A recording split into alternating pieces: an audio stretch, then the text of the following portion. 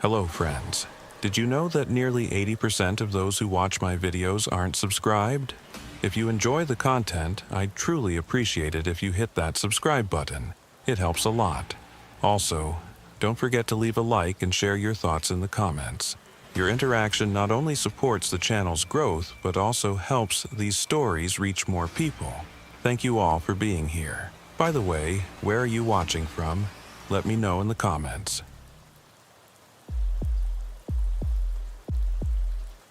The Sonoran Desert knows how to play tricks on the mind, especially during long, solitary patrols. When all you hear is the echo of your boots hitting the hard ground and the distant cry of a hawk, your mind starts to show you things that aren't there. My name is Agent Barnabas Thorne.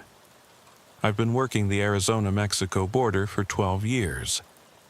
In that time, I've witnessed things most people couldn't bear. Corpses drying under the scorching sun, miles of drug tunnels, and people driven to horrific acts by desperation. But nothing, absolutely nothing, prepared me for what I saw that late July afternoon. It was around 3 in the afternoon. The heat was unbearable, the thermometer easily hitting 46 degrees. The air shimmered like a water curtain on the horizon. While patrolling a dirt road 11 kilometers off the nearest highway, a road hardly anyone used, something caught my eye. In the middle of the desert, there was a baby stroller, standing alone, but it wasn't an ordinary stroller. It was an expensive model designed for running, with cup holders, a sunshade, and thick rubber wheels. Its navy blue body gleamed with silver details, and from inside my air-conditioned vehicle it looked almost brand new. The sunshade was completely closed, making it impossible to see inside. Without knowing what it held, I felt an indescribable chill in that moment. I picked up the radio and reported my location to headquarters. 7-4 to headquarters. I found an abandoned baby carriage at the 17th mile marker on Old Cottonwood Trail. The situation looks unusual.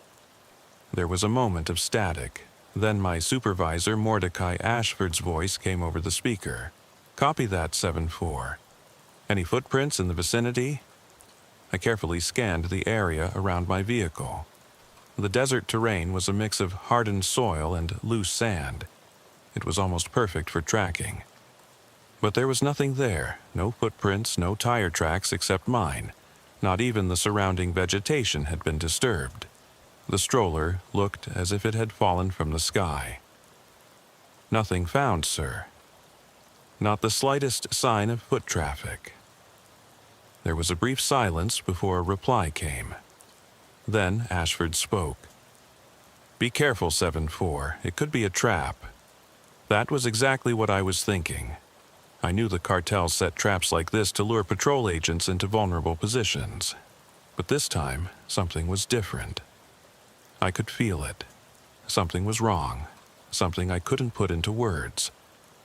I raised my binoculars and looked closer at the stroller.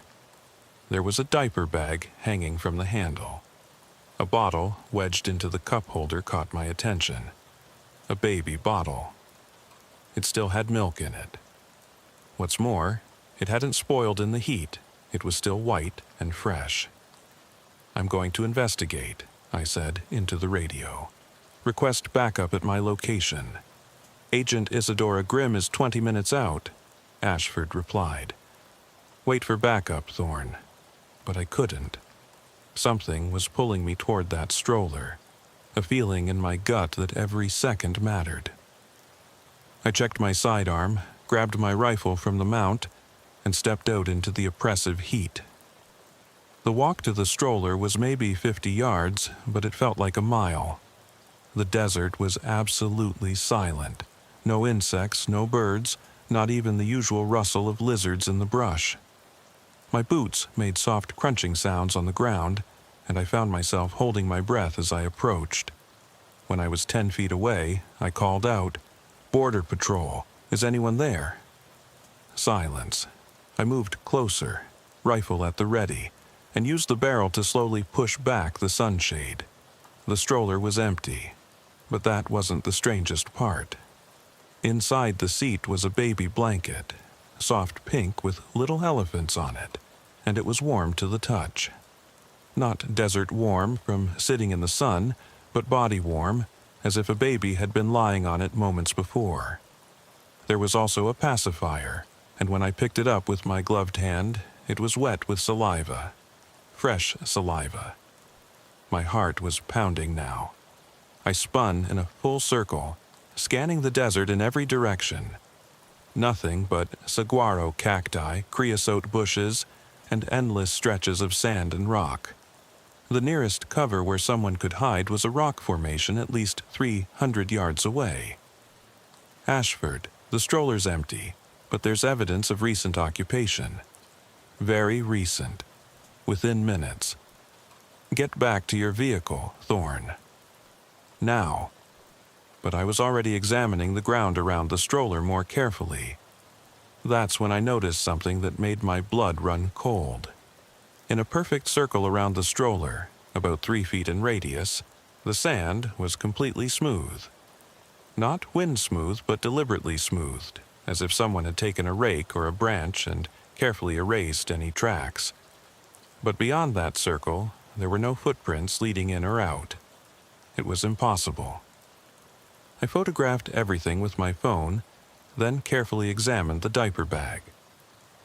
Inside were fresh diapers, sealed bottles of water, formula powder, baby wipes, and something that made me pause. A handwritten note. The paper was crisp and new, not weathered by the desert conditions. In neat, careful handwriting it said, "She doesn't belong here." She never did. I was about to radio this in when I heard it, the unmistakable sound of a baby crying. But it wasn't coming from any particular direction. It seemed to be coming from everywhere at once, echoing off invisible walls in the open desert. The crying was desperate, frightened, the way babies cry when they're in pain or terrified. "Do you hear that?" I said into my radio, but all I got back was static. I tried again. "Base, this is 7-4, do you copy?" Nothing. My radio was completely dead. The crying intensified, and now it seemed to be moving, circling around me like some invisible carousel of sound. I turned in circles trying to track it, but it was impossible. The sun beat down mercilessly, and I was starting to feel dizzy. Sweat poured down my face, stinging my eyes. Then, as suddenly as it had started, the crying stopped. In the silence that followed, I heard something else. Footsteps. Soft, careful footsteps in the sand, moving toward me. But when I looked, there was no one there. The footsteps continued, getting closer, and I could see the sand being disturbed, little puffs of dust rising with each invisible step. I raised my rifle. "Federal agent, show yourself!" The footsteps stopped about 10 feet away. For a moment, nothing happened. Then I watched in horror as fresh footprints appeared in the sand, one after another, leading from where the invisible presence had stopped directly to the stroller. Adult-sized footprints, bare feet from the look of them, with unusually long toes. My hands were shaking as I watched the stroller rock gently, as if someone was leaning over it, checking on an invisible baby. The bottle of formula lifted out of the cup holder by itself, hovering in midair for a moment before being placed back. Every instinct told me to run, but I was frozen in place, my mind trying to process what I was seeing. This wasn't possible. None of this was possible. Then I heard a voice, barely a whisper, seeming to come from right next to my ear even though no one was there. "Stop looking for us." I spun around, rifle ready, but there was nothing. When I turned back to the stroller, it was gone. Not moved, not hidden, simply gone, as if it had never been there at all. The only evidence it had existed was the circle of smoothed sand in my own photographs. My radio suddenly crackled back to life. 7-4, this is Grim. I'm at your location, but I don't see you. Where are you? I looked around, disoriented. My patrol vehicle was right where I'd left it, and I could see Agent Isadora Grimm's vehicle pulling up beside it. But when I looked at my GPS, it showed I was standing exactly where I'd started, next to my vehicle. The 50 yards I'd walked to reached the stroller. It was as if it had never happened. I'm right here, I said, stumbling toward the vehicles. Grimm got out, her red hair pulled back in a tight bun, her expression concerned. Thorne, you okay? You look like you've seen a ghost. I wanted to tell her everything, but how could I explain what I'd just experienced? She'd think I'd had heat stroke, hallucinated the whole thing. Maybe I had, but when I checked my phone, the photographs were there. The stroller, the baby blanket, the note. We need to search this area, I said. There's something out here, someone with a baby. We spent the next 3 hours combing the desert in a half-mile radius. We found nothing. No stroller, no footprints, no evidence anyone had been there at all. But as the sun began to set, painting the desert in shades of orange and red, Grimm found something that made both of us stop cold. Partially buried in the sand, wrapped in plastic to protect it from the elements, was a birth certificate. The name on it was Maria Santos, born July 15, 2023, just 2 weeks ago. The mother's name was listed as Carmen Santos, age 19. The father's name was blank. This is fresh, Grimm said, examining the document. The seal is authentic. This is a real birth certificate. We ran the names through our database when we got back to base. Carmen Santos had been reported missing from Phoenix 3 weeks ago. She'd been 8 months pregnant at the time. No one had seen her since, and her family was desperate for answers. That night, I couldn't sleep. I kept thinking about that voice, those invisible footsteps, the crying that seemed to come from everywhere and nowhere. I pulled up the photos on my phone again, studying every detail. That's when I noticed something I'd missed before. In the last photo I'd taken, the one of the smoothed circle of sand, there was something in the background I hadn't seen with my naked eye. It was faint, barely visible, but it was there, the outline of a woman standing about 20 feet away, holding something in her arms. She was transparent, like a double exposure in an old photograph, but I could make out her features. Young, Hispanic, matching the description of Carmen Santos. But her eyes were solid black, and she was looking directly at the camera, directly at me. I showed the photo to Supervisor Ashford the next morning. He studied it for a long time, his weathered face unreadable. Finally, he looked up at me. Thorne, I've been working this border for 30 years. I've seen things out in that desert that don't make it into official reports. Things that can't be explained. This isn't the first time someone's reported something like this. He pulled out a file from his desk drawer, thick with incident reports dating back decades. Always the same area, always involving children or pregnant women who've gone missing. The locals have a name for it. La Cuna Vacía, the empty cradle. What happens to them? I asked. The missing women and children? Ashford shook his head. We don't know. Sometimes bodies are found, sometimes they're not. But the ones that are found... He paused, choosing his words carefully. They're always found in places they couldn't have gotten to on their own. Caves with no entrances, locked rooms in abandoned buildings, buried in sand with no disturbance to the surface. So, what do? We document it, we search when we can, and we hope that whatever's out there is satisfied with taking only those who come to it willingly.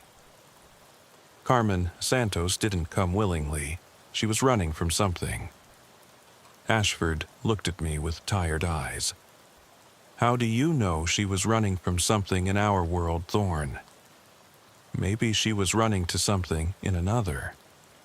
The days following my encounter with the abandoned stroller blurred together in a haze of sleepless nights and obsessive research. I couldn't shake the feeling that Carmen Santos was still out there, somewhere, needing help. Every time I closed my eyes, I saw those solid black eyes staring at me from the photograph, and heard that whispered warning, "Stop looking for us." But I couldn't stop. I wouldn't. It was on the fourth night that things took a darker turn. I was alone in my small apartment in Tucson, poring over missing persons reports from the past decade when my phone rang. The caller ID showed unknown, but that wasn't unusual in my line of work. "Agent Thorne," I answered. For a moment, there was only breathing on the other end. Then, a woman's voice, speaking Spanish with a trembling urgency. "You saw her. You saw my Carmen." My heart skipped. "Who is this?" "Rosa Santos, Carmen's mother. Please, you have to tell me, is she alive?" I hesitated. How could I explain what I'd seen? "Mrs. Santos, I found evidence that Carmen had been in the area, but the stroller," she interrupted. "You found the stroller." "I know because I bought it for her. Navy blue with silver, the expensive one she wanted so badly for the baby." My blood ran cold. I hadn't mentioned the stroller in any official report. Ashford had made sure of that. "How did you know about—" "She came to me in a dream," Rosa said, her voice breaking. "She was standing in the desert, holding little Maria, and she told me a Border Patrol agent had found her stroller. She said you were the only one who could help them." I gripped the phone tighter. "Mrs. Santos, where are you calling from?" "Phoenix, but I'm driving down tonight. I need to go to where you found it. I need to find my daughter." "No," I said firmly. "Mrs. Santos, that area isn't safe. Let us handle—" The line went dead. I immediately called Ashford, but his phone went straight to voicemail. Same with Grimm's.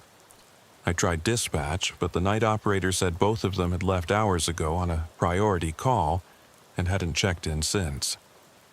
That wasn't like either of them. I knew I should wait until morning, follow protocol. But something told me Rosa Santos would be heading into that desert tonight with or without my help. And if what I'd experienced was real, she wouldn't come back out. I grabbed my gear and headed for Old Cottonwood Trail.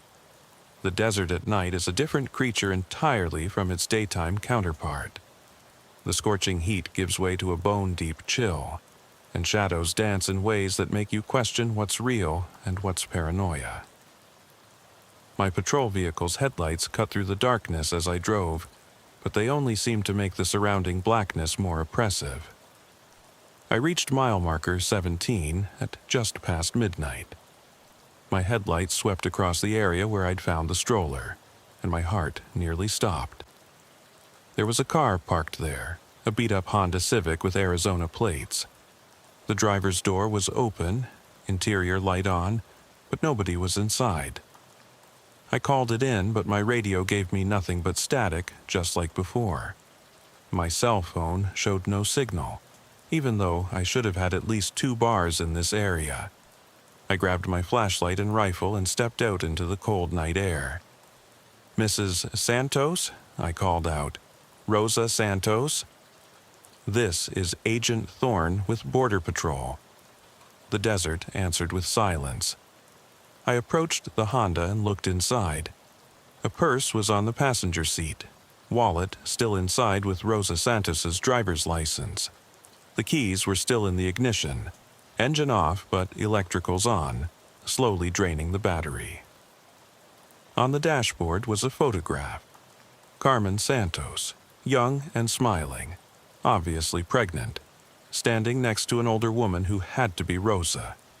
But there was something wrong with the photo. Carmen's eyes, which should have been brown according to her missing persons file, were solid black in the picture, just like in my photograph from 4 days ago. A sound made me spin around. Footsteps in the sand, multiple sets, moving in a pattern that made no sense. They seemed to be walking in circles, sometimes overlapping, sometimes diverging. I followed my flashlight beam but saw no one making them. Then I heard Rosa's voice, distant and echoing. "Carmen! Mija, where are you?" "Mrs. Santos," I shouted, moving toward the voice. "Stay where you are. I'm coming to you." But her voice kept moving, leading me deeper into the desert. I followed for what felt like miles, but according to my GPS was only about 100 yards. The landscape looked different from what I remembered. Rock formations that shouldn't have been there, cacti in impossible arrangements, and always those footsteps surrounding me, pacing me. I crested a small rise and stopped dead. Below me, in a depression that definitely hadn't been there 4 days ago, was a structure. It looked like a small adobe house, ancient and crumbling, but with lights flickering in the windows. Candlelight, from the look of it. Standing in front of the house was Rosa Santos. She was facing away from me, completely still, staring at the door. "Mrs. Santos," I called out, starting down the slope. "We need to leave, now." She didn't respond, didn't even acknowledge she'd heard me. As I got closer, I realized she was speaking, but not to me. She was having a conversation with someone I couldn't see. "Yes, I understand," she was saying, "but she's my daughter. I have the right to see her." Pause. "No, I won't interfere. I just want to know she's safe." Another pause. "What do you mean she chose this?" "She was running from her boyfriend. He was abusive. She was scared." I reached out to touch her shoulder and my hand passed right through her. I jerked back, stumbling. Rosa Santos was there, but not there, translucent like a projection. But I could see her breath misting in the cold air. Could see her tears reflecting the candlelight from the windows. The door to the adobe house creaked open. A woman stepped out, and I knew immediately it was Carmen Santos. But she was different from her photos.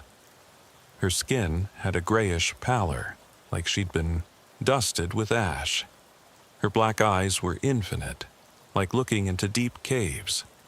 She was wearing a simple white dress that seemed to glow faintly in the darkness. In her arms was a bundle of blankets. "Mama," Carmen said, and her voice was like wind through dry leaves. "You shouldn't have come." "Carmen!" Rosa tried to run to her daughter but hit an invisible barrier, pressing against it like glass. "What happened to you? What is this place?" "It's sanctuary," Carmen replied. "They offered us sanctuary. Who? Who are they?" Carmen tilted her head, and I saw something move behind her in the doorway.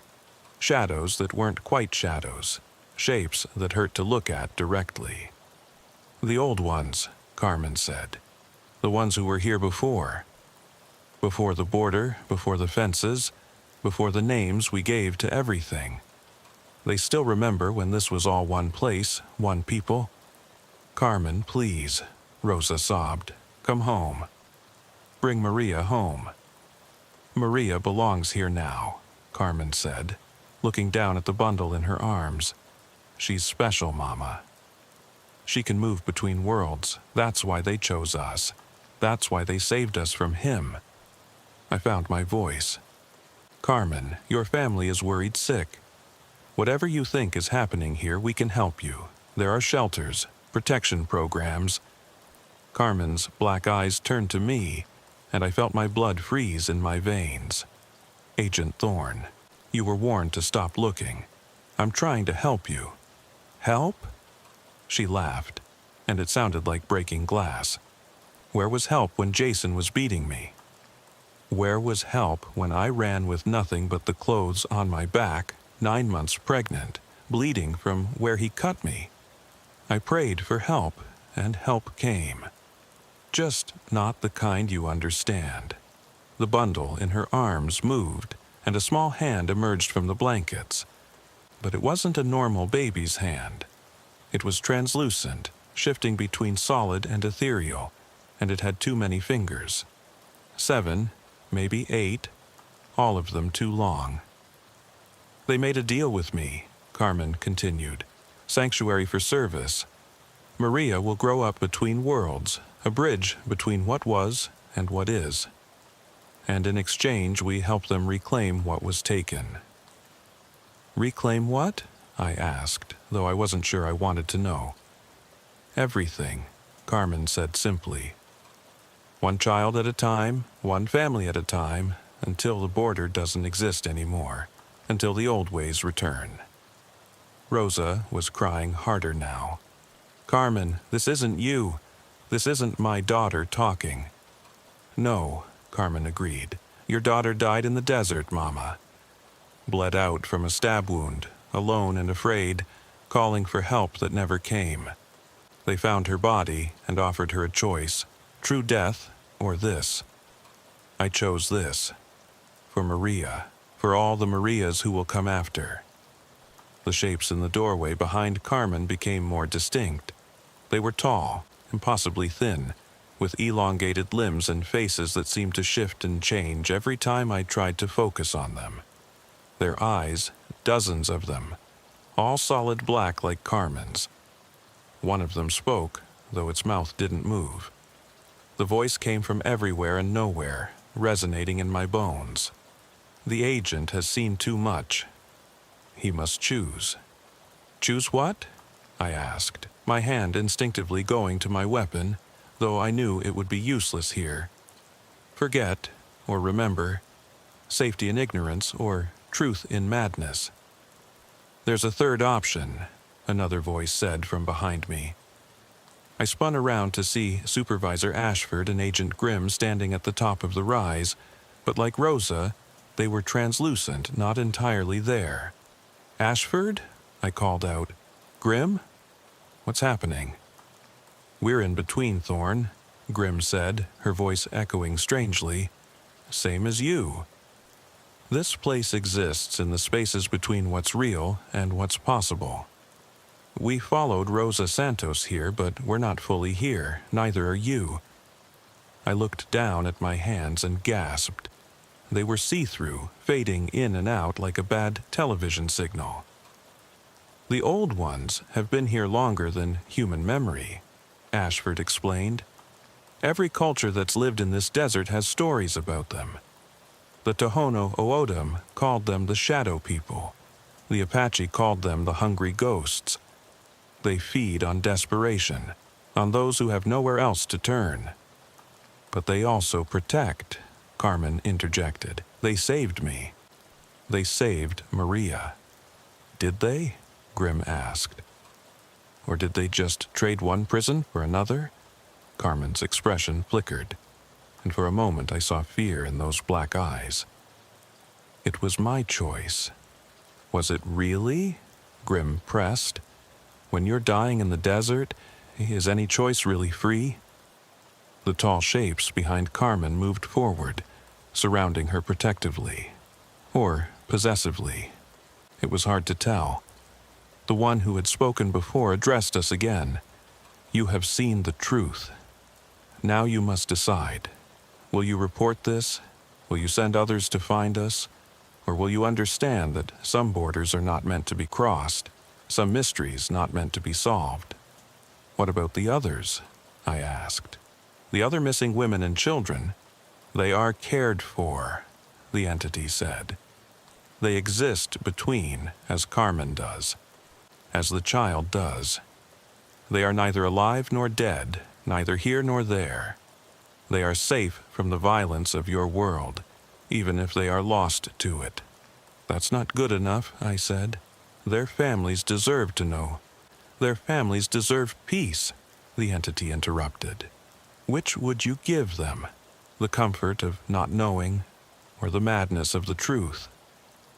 I thought about Rosa Santos, still pressed against that invisible barrier, reaching for a daughter she could see but never touch again.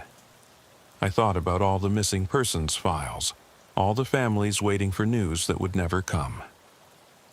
There has to be another way, I said. There is, Carmen said suddenly. Let me send messages. Let me tell them we're safe, even if we can't come back. Let them have closure." The entities behind her writhed in apparent disagreement, but Carmen stood firm. "That was not part of our deal, but I'm making it part now. You need us to bridge the worlds? Then let us bridge them with mercy, not mystery." For a long moment, the desert was silent except for Rosa's quiet sobbing. Then the lead entity spoke. "Acceptable. But the messages will come in dreams, in signs. Nothing that your world would call proof." "That's all we need," Carmen said, looking at her mother. "Just enough to let them know we're okay." She walked to the barrier, separating her from Rosa, pressing her hand against it. Rosa did the same, their palms almost touching through the invisible wall. "I love you, Mama," Carmen said. "Tell Papa I'm sorry. Tell him I'm safe now." "Carmen," Rosa whispered. "My baby." "I'm not your baby anymore," Carmen said sadly. "But Maria will know about you. About all of you. She'll grow up knowing she had a family who loved her, even if she can't be with them." The bundle in her arms gurgled, a sound that was almost normal, almost human. For a moment, the baby's hand became solid, reaching through the barrier. Rosa touched it, just for a second, before it faded back to translucence. "You must go now," the entity said. "Dawn approaches and the between spaces close with the light. Remember what you have seen, or forget, but do not return. Next time, you may not have the choice to leave." The adobe house began to fade, becoming transparent like everything else. Carmen walked backward toward it, still holding Maria, still maintaining eye contact with her mother. "Goodbye, Mama," she said. "Look for me in your dreams." And then she was gone. The house was gone. The entities were gone. Rosa Santos collapsed in the sand, fully solid now, sobbing uncontrollably. I ran to her, suddenly corporeal myself, my hands real and substantial again. Grimm and Ashford were there too, helping me get Rosa to her feet. "We need to get out of here," Ashford said urgently, "before the sun rises, before they change their minds." We half carried Rosa back to her car. I drove it while Grimm drove my patrol vehicle and Ashford took his own. We didn't stop until we reached the highway, until we were back in the world of concrete and steel and things that made sense.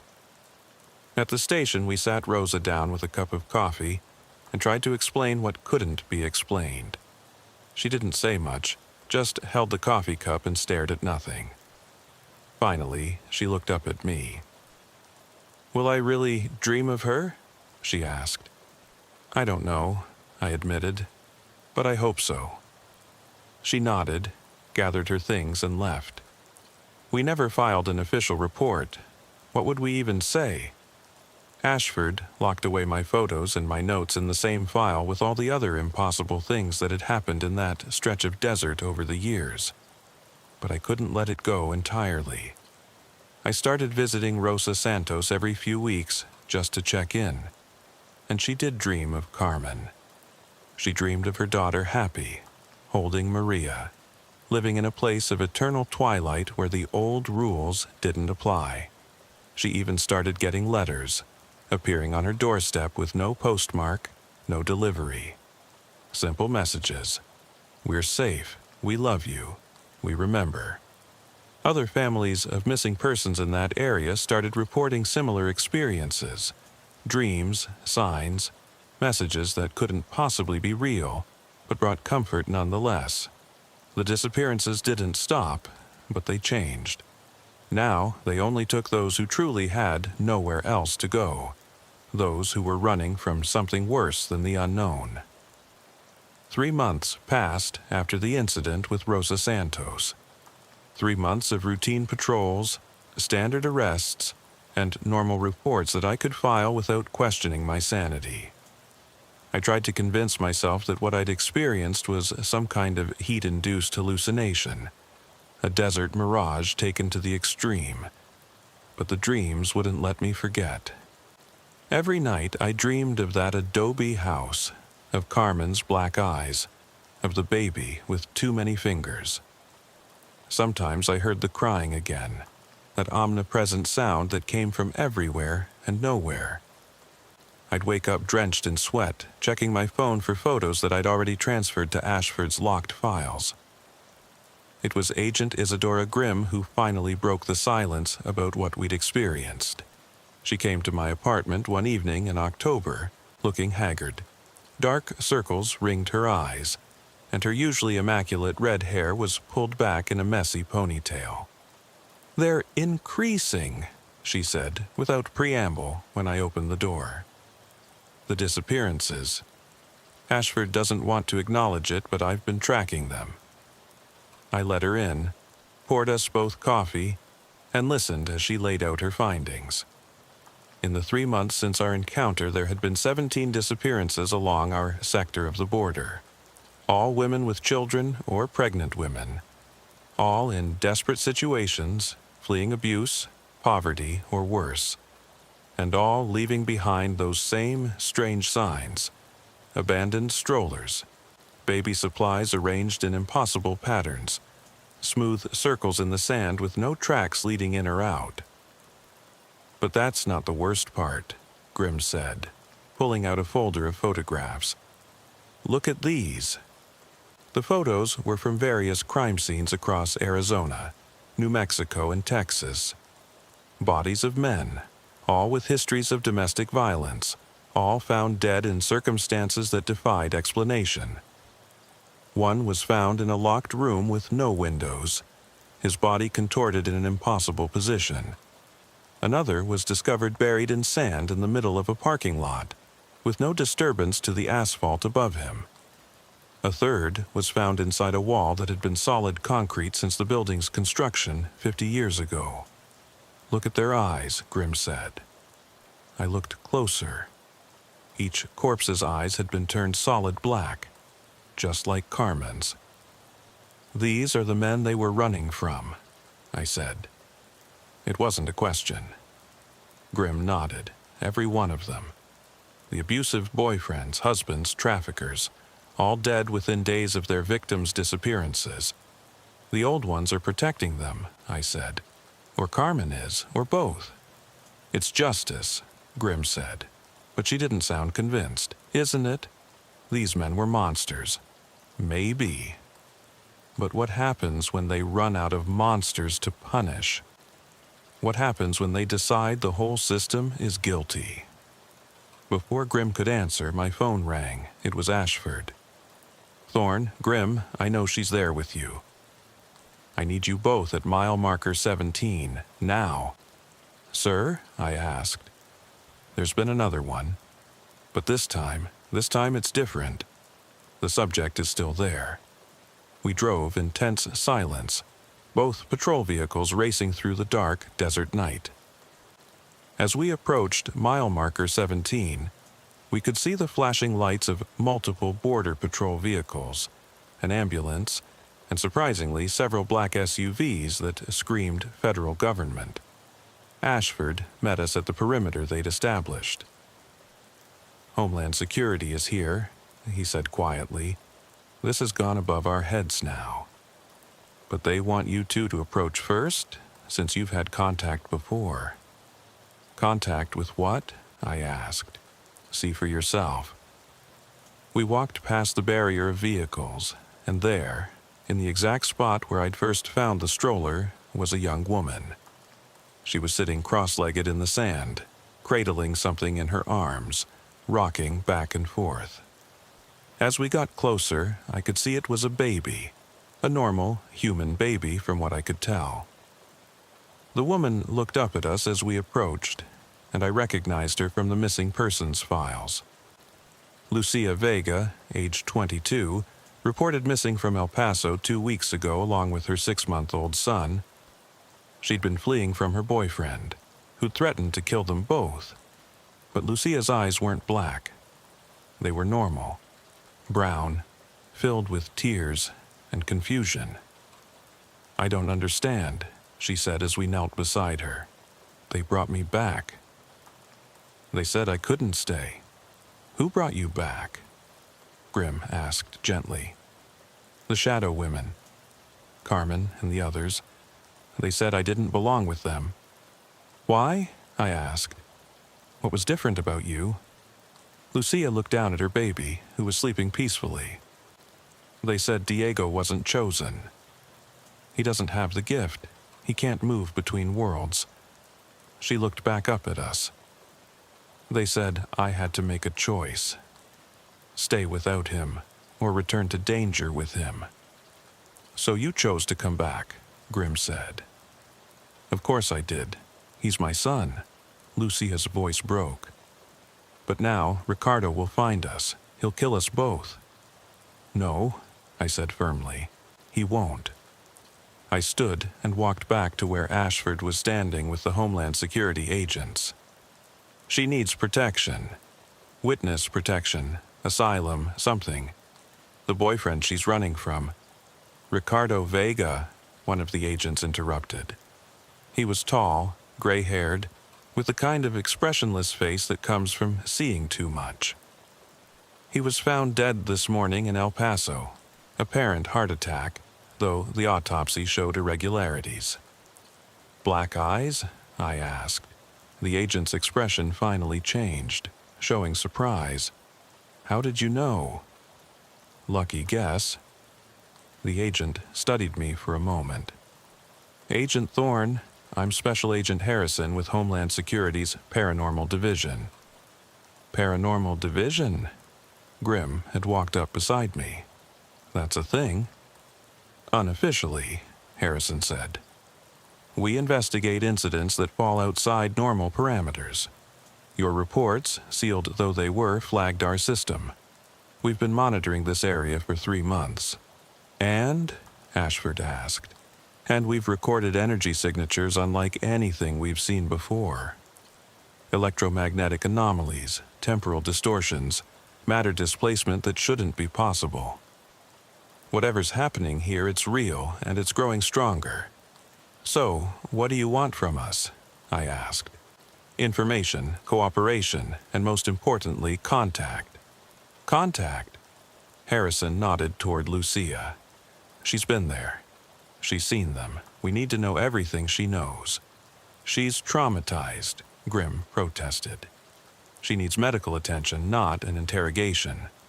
She'll get both, Harrison assured us. But time is a factor.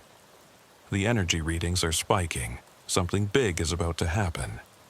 As if in response to his words, the ground beneath our feet began to vibrate. Not like an earthquake, but like a tuning fork being struck. The sound was felt more than heard, resonating in our bones. Then the sky above mile marker 17 began to shimmer, like heat waves but in the cold night air. The stars seemed to bend and distort, and for a moment I could see through to something else.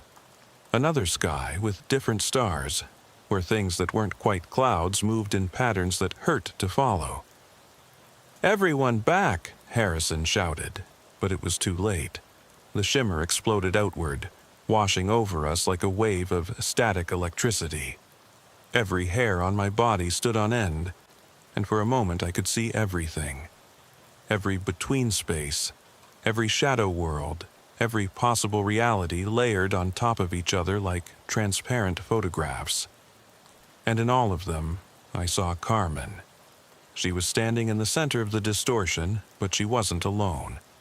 There were dozens of women with her, all with black eyes, all carrying children or holding the hands of toddlers. They stood in formation like an army, and behind them were the tall, shifting forms of the old ones. Agent Thorne, Carmen's voice echoed across all realities simultaneously. We need to talk. Carmen, I said, stepping forward despite Harrison's protests. What is this? What are you doing? Opening doors, she replied. The first of many.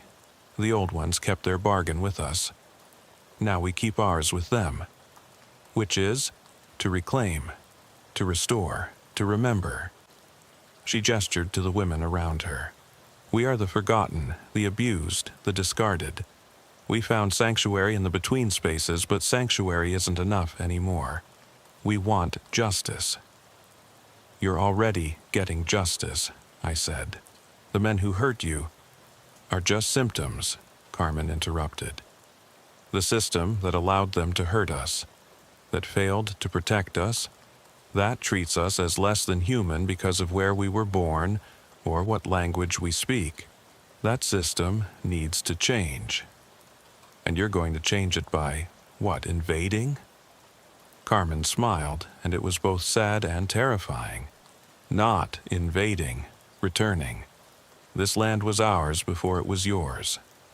The old ones remember when there were no borders, no walls, no papers deciding who belongs and who doesn't. We're going to remind everyone else. The distortion pulsed, and suddenly there were more figures visible. Not just women and children, but entire families, communities, all standing in the between spaces, waiting. How many? Grimm asked, her voice barely a whisper. Thousands, Carmen replied. Every person who died crossing, who disappeared in the desert, who was turned away and perished. They've all been waiting in the between spaces, neither alive nor dead, for this moment. This is impossible, Harrison said, but his instruments were going crazy, confirming that something very possible was happening. The barrier is weakening, one of the old ones spoke, its voice like wind through a cave. Between your world and ours, between what is and what was. Soon there will be no separation. When? I asked. Soon. Days, perhaps weeks. The child Maria grows stronger, and with her growth the doors open wider. She is the bridge, the first of many who will walk freely between worlds. I thought of that baby with too many fingers, growing up in a reality that wasn't quite real, being shaped into something humanity had no words for. There has to be another way, I said. This isn't justice, it's revenge. Sometimes they're the same thing, Carmen said, but you're right. There is another way. She looked directly at me. You could help us. Help you how? Be our voice in your world. Tell them we're coming. Not as conquerors, but as reminders. Reminders that this land has always belonged to those who need it most. That borders drawn in blood can be erased with mercy. That the forgotten don't stay forgotten forever. They won't listen, Harrison said. The government, the military. They'll see this as a threat. They'll respond with force. Carmen's expression grew sad. Then many will die. On both sides, but the outcome will be the same. The old ones have waited too long to be denied now. The distortion began to fade, the overlapping realities separating back into their discrete dimensions. But before Carmen disappeared entirely, she spoke one more time. You have a choice to make, all of you. Stand with the forgotten, or stand against them. But know this, we remember everyone who helped us, and everyone who hurt us. And soon we'll have the power to reward or punish as we see fit. Then they were gone. The desert returned to normal, or as normal as it ever was. The only evidence of what had happened was our instruments, all showing readings that shouldn't exist, and Lucia Vega still sitting in the sand with her baby, tears streaming down her face. They didn't want us, she whispered. We weren't special enough for their new world. Or maybe, I thought, you were the lucky ones. Harrison was already on his phone, calling in reports, requesting backup, probably alerting every acronym in Washington. Grimm was helping Lucia to the ambulance. Ashford was staring at the spot where the distortion had been, his weathered face unreadable. I walked over to him. What do we do now? We prepare, he said simply. For what, I don't know. But something's coming, Thorne. Something that's going to change everything. He was right. Over the next week, the incidents increased exponentially. Not just disappearances now, but appearances. People who'd been missing for years suddenly walking out of the desert, unchanged, unaged, with stories of impossible places and bargains made with entities older than human memory. Some had black eyes, some didn't. All of them spoke of Carmen, of the growing army in the between spaces, of the child Maria who could reshape reality with her thoughts.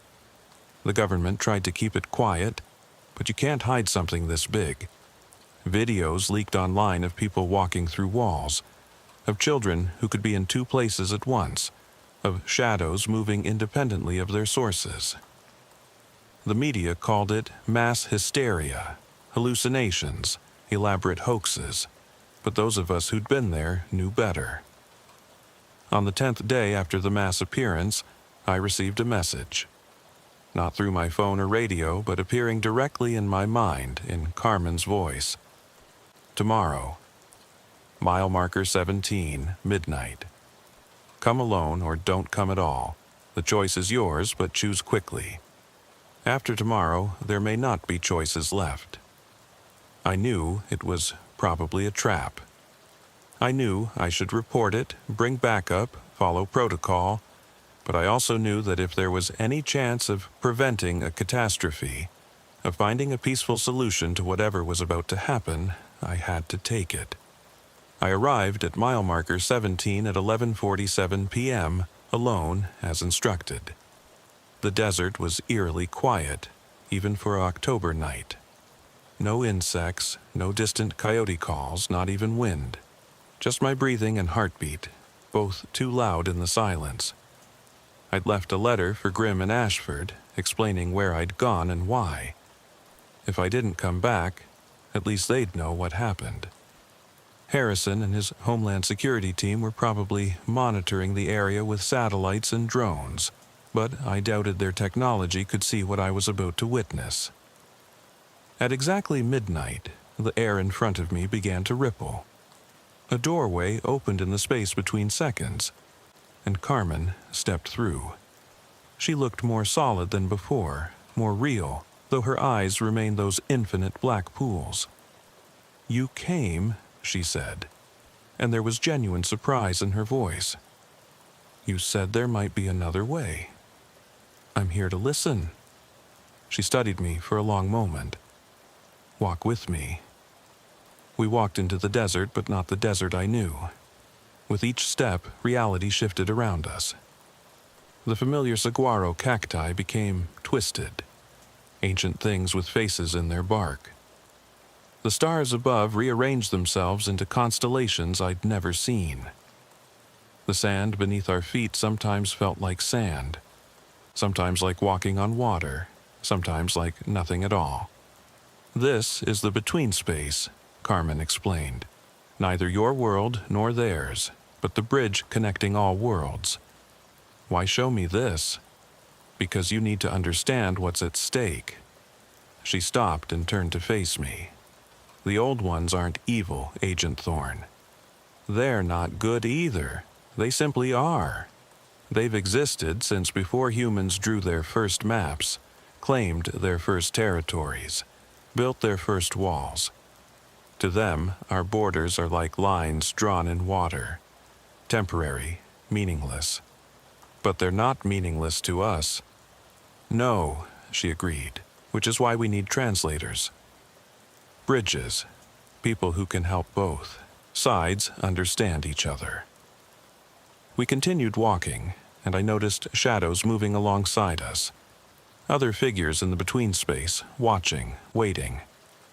"How many people have they taken?" I asked. "Taken is the wrong word. How many have they saved? Thousands, maybe tens of thousands, over the centuries. Every person who died alone in the desert, every family separated by walls and laws, every soul lost between here and there. They offered them sanctuary when your world offered only death. But at what cost?" Carmen stopped again, and this time I could see pain in those black eyes. "The cost is becoming something else, something not quite human anymore." We can never fully return to your world. We exist here, in the spaces between breath, between heartbeats, between moments. And Maria, your daughter?" Carmen's expression softened. "She's the first of a new generation, born here in the between space. She'll never know the limitations of a single reality. She'll be able to walk through walls, exist in multiple places at once, reshape the world with her thoughts. She's evolution, Agent Thorne. Natural selection responding to an impossible situation. That's what frightens people. Good. They should be frightened. Change should be frightening. Comfort is the enemy of progress." We'd been walking for what felt like hours, but when I checked my watch, only minutes had passed. Time moved differently here. "So, what's the alternative?" I asked. "What's this other way you mentioned?" Carmen led me to what looked like a vast amphitheater carved from shadow and starlight. In it were hundreds, maybe thousands of people. All the missing, all the lost, all the forgotten. They sat in perfect silence, their black eyes focused on us. "We could coexist," Carmen said. "Your world and ours, separate but connected. We wouldn't return physically, wouldn't reclaim the land as the old ones want. But we'd want something in exchange, what? Recognition, acknowledgement, the truth about what happens at borders, about who gets saved and who gets sacrificed. No more covering up the deaths, the disappearances. No more pretending we never existed. The government would never agree to that.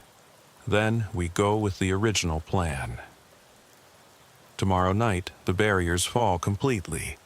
Everyone you see here, plus thousands more, will walk back into your world.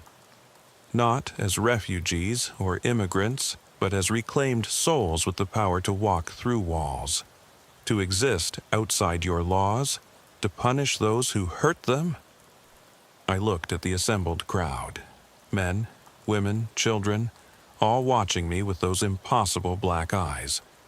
All waiting for an answer I didn't have. "Can I talk to some of them?" I asked. "The other missing people?"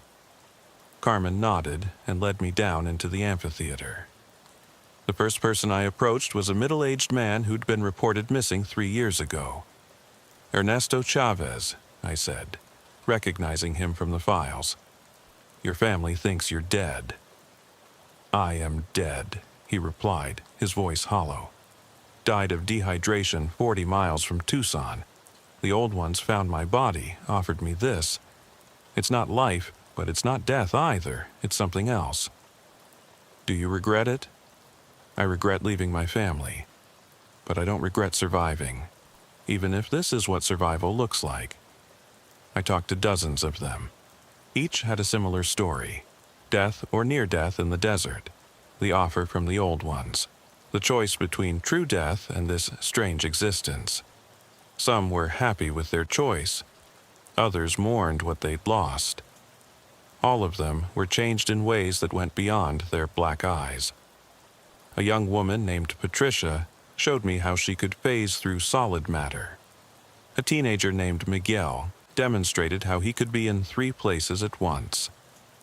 A mother named Isabella introduced me to her twin daughters, born in the between space, who communicated without words and could make flowers bloom in the barren shadow desert.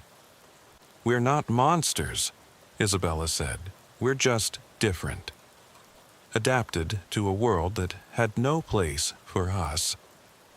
I was about to respond when a violent tremor shook the between space. The shadow amphitheater cracked, reality splintering like a broken mirror. "What's happening?" I shouted over the sudden roar of collapsing space. Carmen's face went pale. "They found us. Your government. They're attacking the barrier." Through the cracks in reality, I could see military vehicles surrounding mile marker 17 in the real world. Soldiers with weapons I didn't recognize. Scientists with equipment that sparked and hummed with unnatural energy. And Harrison, standing at the center of it all, giving orders. "They're trying to seal us in," Carmen said. "Permanent separation. They'd rather trap us here forever than risk us returning." The old ones materialized around us, their forms more solid and terrifying than I'd ever seen them. They were angry, their dozen eyes blazing with fury. "Betrayal!" They hissed in unison. The agent led them here. "Betrayal. No," I protested. "I came alone. I didn't tell anyone." But then I remembered the letter I'd left, the tracking device standard in all Border Patrol vehicles, the dozen ways Harrison could have followed me without my knowledge. "It doesn't matter now," Carmen said. "They've made their choice. Now we make ours." She turned to the assembled crowd of the forgotten. They would trap us here. They would deny us even the hope of return. They would erase us completely rather than acknowledge what they've done to us. What do we say to that?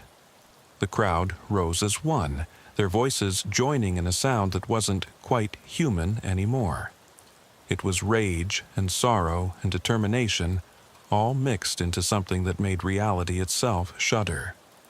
"We say no," Carmen continued. "We say we will not be forgotten.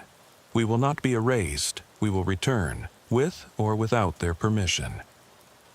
She looked at me, and for a moment her eyes flickered from black to brown. The eyes of the young woman she'd been before all this. "I'm sorry, Agent Thorne. I hoped we could find a peaceful solution. But your people have chosen war." The old ones began to chant in a language that predated human speech. The cracks in reality widened, but instead of sealing, they began to spread.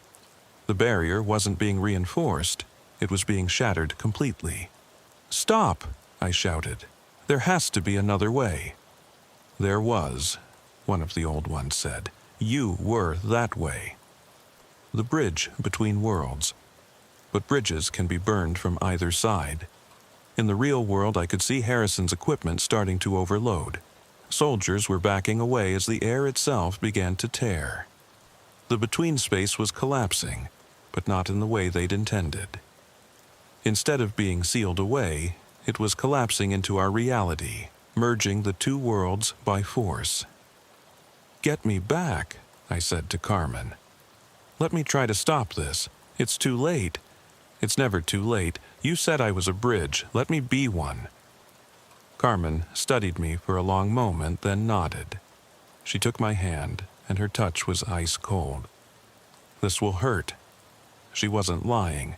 Being forced through a collapsing reality barrier felt like being turned inside out, every atom of my body screaming in protest. I materialized in the real world right in front of Harrison's command vehicle, gasping and retching. "Thorne!" Harrison grabbed me. "What did you do?" "Trying to stop a war," I gasped. "Call off the attack. Now." "We're not attacking. We're containing." "You're provoking." "They were willing to negotiate, to coexist, but you're forcing their hand. They're an invasion force. They're refugees. Dead refugees who just want to be remembered." The ground beneath us cracked, and through the fissures I could see the purple light of the between space. Shadows began pouring out, not the forgotten, not yet, but the old one's advance force. They moved like liquid darkness, surrounding the military vehicles, disabling weapons with a touch. "Fall back!"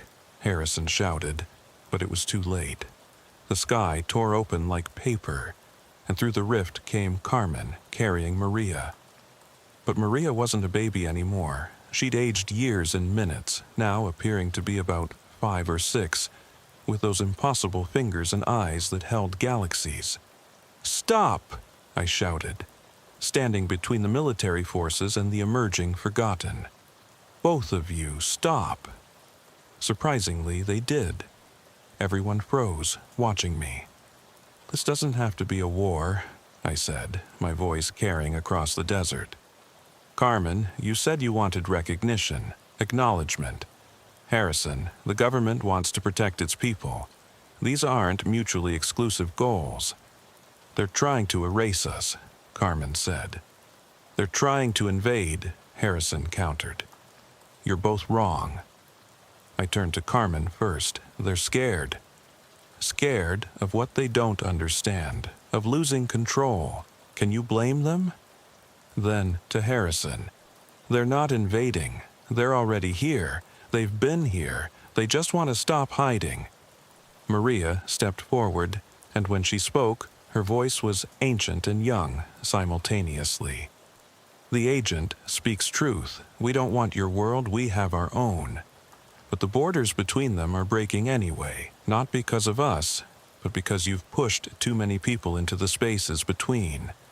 The weight of the forgotten is breaking reality itself. So, what do we do? Ashford had arrived, along with Grimm and dozens of other agents. We make a new treaty, I said, not between nations, but between realities. The forgotten get their recognition, memorials, acknowledgement, the truth about what happened to them. In exchange, they stay in the between space, but with open doors. Families can visit through properly controlled portals. The old ones get what they originally wanted, a world without borders, just not in the way anyone expected. That's impossible, Harrison said. Look around you, I replied. We're past impossible. Carmen and Harrison looked at each other, across the divide of realities. Slowly, Carmen lowered Maria to the ground. Harrison holstered his weapon. We would need guarantees, Carmen said. So would we, Harrison replied. Then we negotiate. Like humans do, like we should have from the beginning.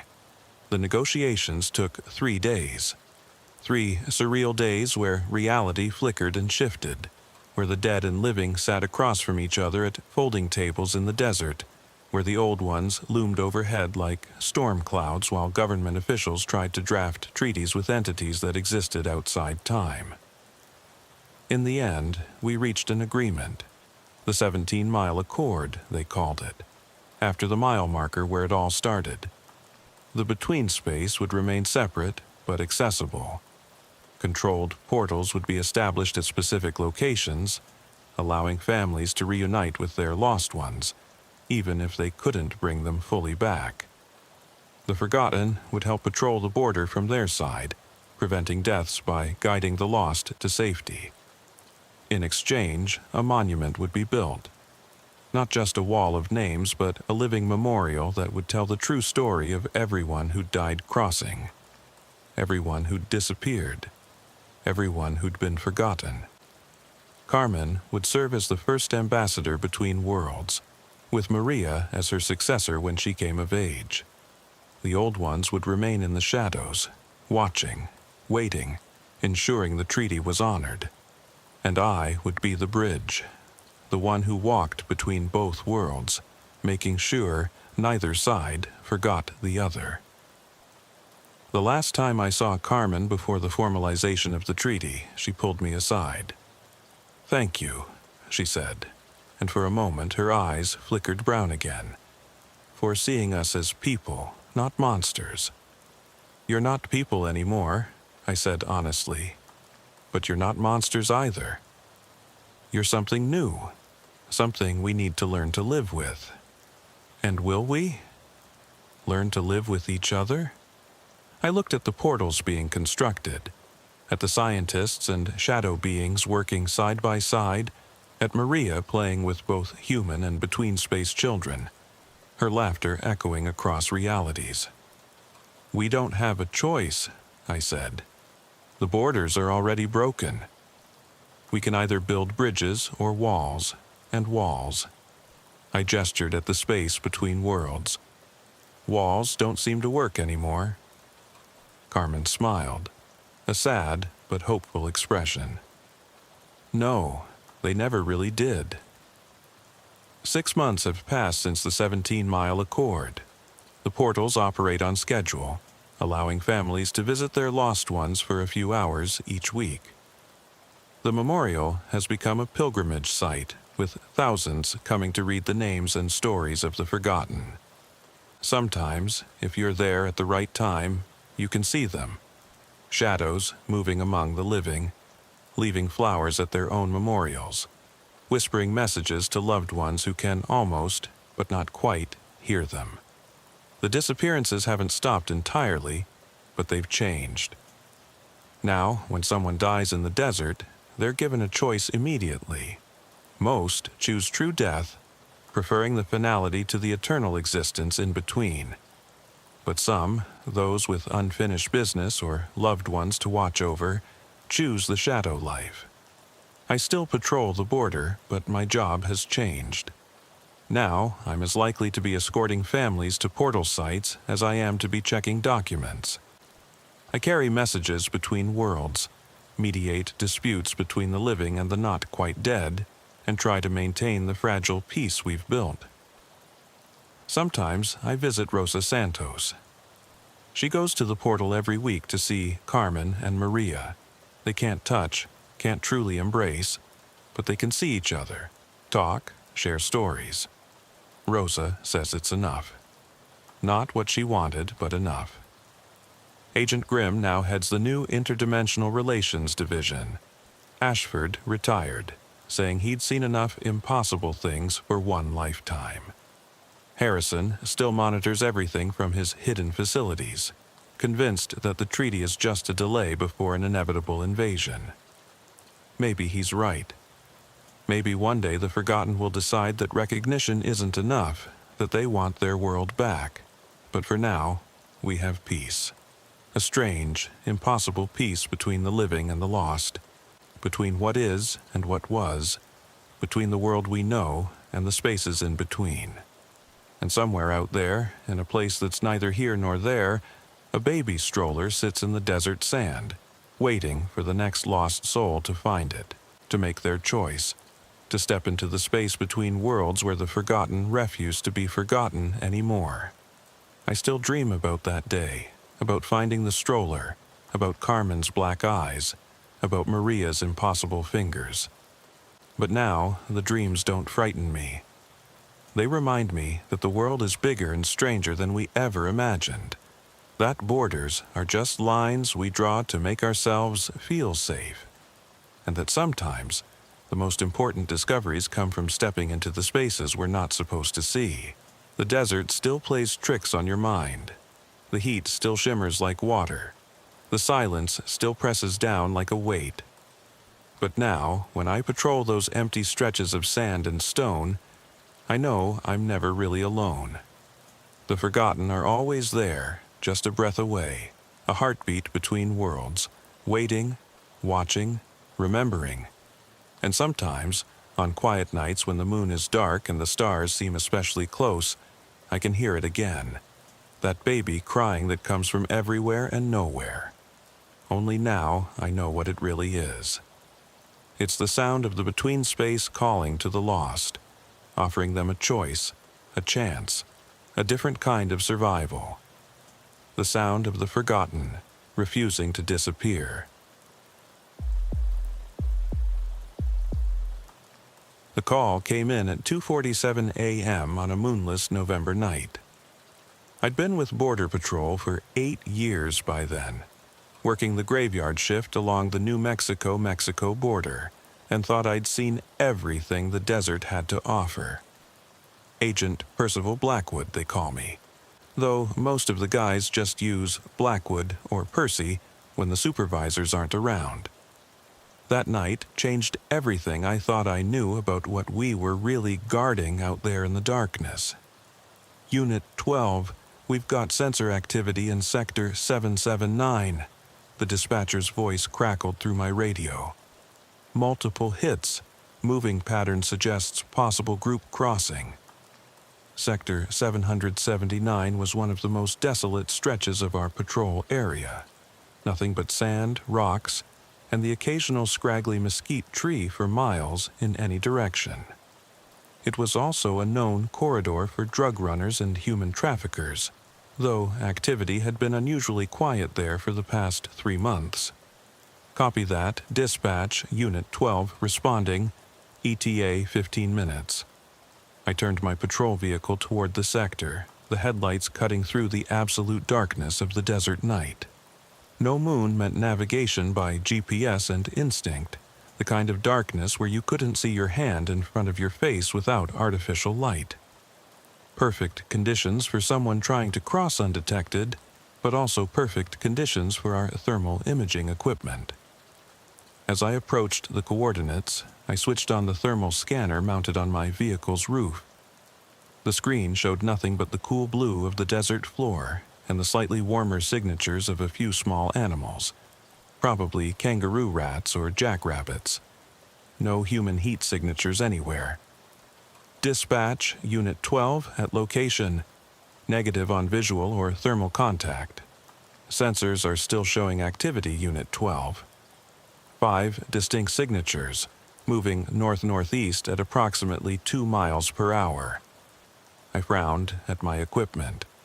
The ground sensors were notorious for false positives, sometimes triggered by large animals, sometimes by shifting sand and high winds. But tonight was dead calm, and 5 simultaneous triggers suggested something bigger than wildlife. I grabbed my portable thermal unit, my flashlight, and my rifle, then stepped out into the suffocating darkness. The November air was cold enough to make me zip up my jacket, maybe 40 degrees, with that bone-dry desert chill that seems to pull the warmth right out of your body. The ground here was hard-packed sand with patches of loose gravel, perfect for tracking. I swept my flashlight across the area where the sensors had triggered. What I found made me key my radio immediately. Dispatch, I've got tracks here. Multiple boot prints, fresh, maybe an hour old, but... I paused, trying to figure out how to describe what I was seeing. They just stop. 5 sets of tracks, walking in single file, then nothing. Like they just vanished. Could they have doubled back? Covered their tracks? I knelt beside the prints, examining them more carefully. Negative. The tracks just end. No disturbance in the sand around them, no brush marks from covering them. They just stop. I followed the tracks backward, toward where they'd come from. They led south for about 50 yards, then seemed to emerge from nowhere just as abruptly as they'd ended. 5 people had apparently materialized out of thin air, walked 50 yards north, then vanished again. Unit 12, recommend you wait for backup. Unit 8 is 20 minutes out. But something in the sand caught my eye. Where the tracks ended, there was a slight depression in the ground, almost imperceptible unless you were looking for it. I brushed away some of the loose sand and found something that shouldn't have been there. A wooden plank, old and weathered, but deliberately placed. Dispatch, I may have found something. Investigating. Unit 12, wait for backup. I was already pulling at the plank. It came up easily, revealing more planks underneath, forming what looked like a covering. My heart rate quickened. Tunnels weren't uncommon along the border. Drug cartels had been building elaborate underground passages for decades. But this looked older, much older than any narco tunnel I'd ever seen. I pulled up 3 more planks, revealing a rough-cut opening in the ground about 3 feet, square. The walls were reinforced with what looked like railroad ties, the kind they used back in the 1800s. My flashlight beam disappeared into the darkness below, showing a ladder made of newer wood descending into the earth. The smart thing would have been to wait for backup. Set up a perimeter, call in the tunnel rats team, follow protocol. But something about those 5 sets of footprints bothered me. They'd gone down there an hour ago, according to the track aging. If this was a trafficking situation, every minute counted. People could be dying down there. Dispatch, I found a tunnel entrance. Historic construction, recently accessed. I'm going to make entry. Negative, Unit 12. Wait for backup. Do not... I turned my radio volume down and began descending the ladder. The tunnel was narrow, maybe 4 feet wide and 6 feet tall. forcing me to duck slightly as I moved forward. The walls were a mix of carved rock and packed earth, supported by those ancient railroad ties every few yards. The air was stale and cold, with an underlying smell I couldn't quite identify, something metallic and organic at the same time, like old pennies mixed with rotting meat. My flashlight beam penetrated maybe 20 feet ahead before being swallowed by the darkness. The floor was smooth, worn down by what must have been decades of use. But the strangest thing was the complete absence of any modern touches. No electric lights, no ventilation systems, no drug packaging or equipment. This wasn't a cartel tunnel. About 30 yards in, the tunnel opened into a small chamber, maybe 10 feet square. My flashlight swept across the space and I had to suppress a gasp. The walls were lined with shelves carved directly into the rock, and on those shelves were personal belongings, dozens, maybe hundreds of them. Wallets, watches, rings, photographs, children's toys, rosaries, all in various states of decay, some looking recent, others clearly decades old. I picked up one of the wallets, careful not to disturb potential evidence. The leather was cracked and dry, but I could still read the driver's license inside. Cordelia Ravencrest, D.O.B., March 15, 1982. The license had expired in 2001. I ran the name through my mental database of missing persons cases I'd studied. Cordelia Ravencrest had disappeared while hiking near the border 22 years ago. Her body was never found. Another wallet. Marcus Webb. Date of birth, July 22, 1975. Disappeared 2003. A child's bracelet with a name engraved, Emma Thorne. Missing since 2010, age 7. Every item I examined belonged to someone who had vanished in this area of the desert over the past several decades. Some were migrants who'd never made it across. Others were hikers, border patrol agents, local residents, people who'd simply vanished without a trace. I photographed everything, my hands shaking slightly. This was a shrine or a trophy room, I couldn't tell which. But whoever had collected these items had been operating here for a very long time. A sound echoed from deeper in the tunnel. Footsteps, slow and deliberate. Multiple sets. I clicked off my flashlight and pressed myself against the wall, rifle ready. The footsteps were getting closer, but there was something wrong with the rhythm. They were too synchronized, like marching, but with an irregular pattern that made my skin crawl. Then I heard the humming. It was a low, monotonous drone. Multiple voices humming in unison but slightly off-key with each other, creating a discordant harmony that made my teeth ache. The sound grew louder, closer. I clicked on my flashlight. 5 figures stood at the entrance to the chamber, exactly where the footprints had suggested they'd be. But these weren't migrants or drug runners. They wore modern clothes, jeans, t-shirts, sneakers. But their faces were wrong. Their skin had a grayish, mummified quality, stretched too tight over their bones. Their eyes were open but clouded, like those of a corpse. And they were all smiling, their lips pulled back to reveal teeth that were too white, too perfect. "Agent Blackwood," they said in unison, their voices flat and emotionless. "We've been waiting for you." I raised my rifle. "Federal agent." "Identify yourselves and put your hands where I can see them." They didn't move, just kept smiling that horrible smile. Then the one in front, a woman who looked to be in her 30s, spoke alone. "You want to know what happened to them. To all of them. We can show you." "Who are you?" "We are the collected," she said, "just like them." She gestured to the shelves of belongings. "Just like you will be." I kept my rifle trained on them. "You're coming with me. All of you. Turn around, hands behind your heads." They laughed. A dry, rattling sound like Yas wind through dead leaves. You still don't understand, Agent Blackwood. You're already with us. You've been with us since you entered the chamber. I became aware of a strange sensation, like pins and needles spreading through my body. My thermal scanner, still hanging from my belt, was beeping frantically. I glanced at it and nearly dropped my rifle.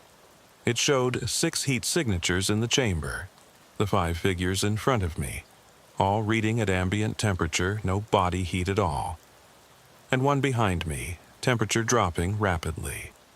The 6th signature was me, and according to the scanner, my body temperature had dropped 10 degrees in the last minute. I spun around looking for an exit, but the tunnel I'd entered through was gone. Solid rock wall where the opening had been. That was impossible. I'd just come through there.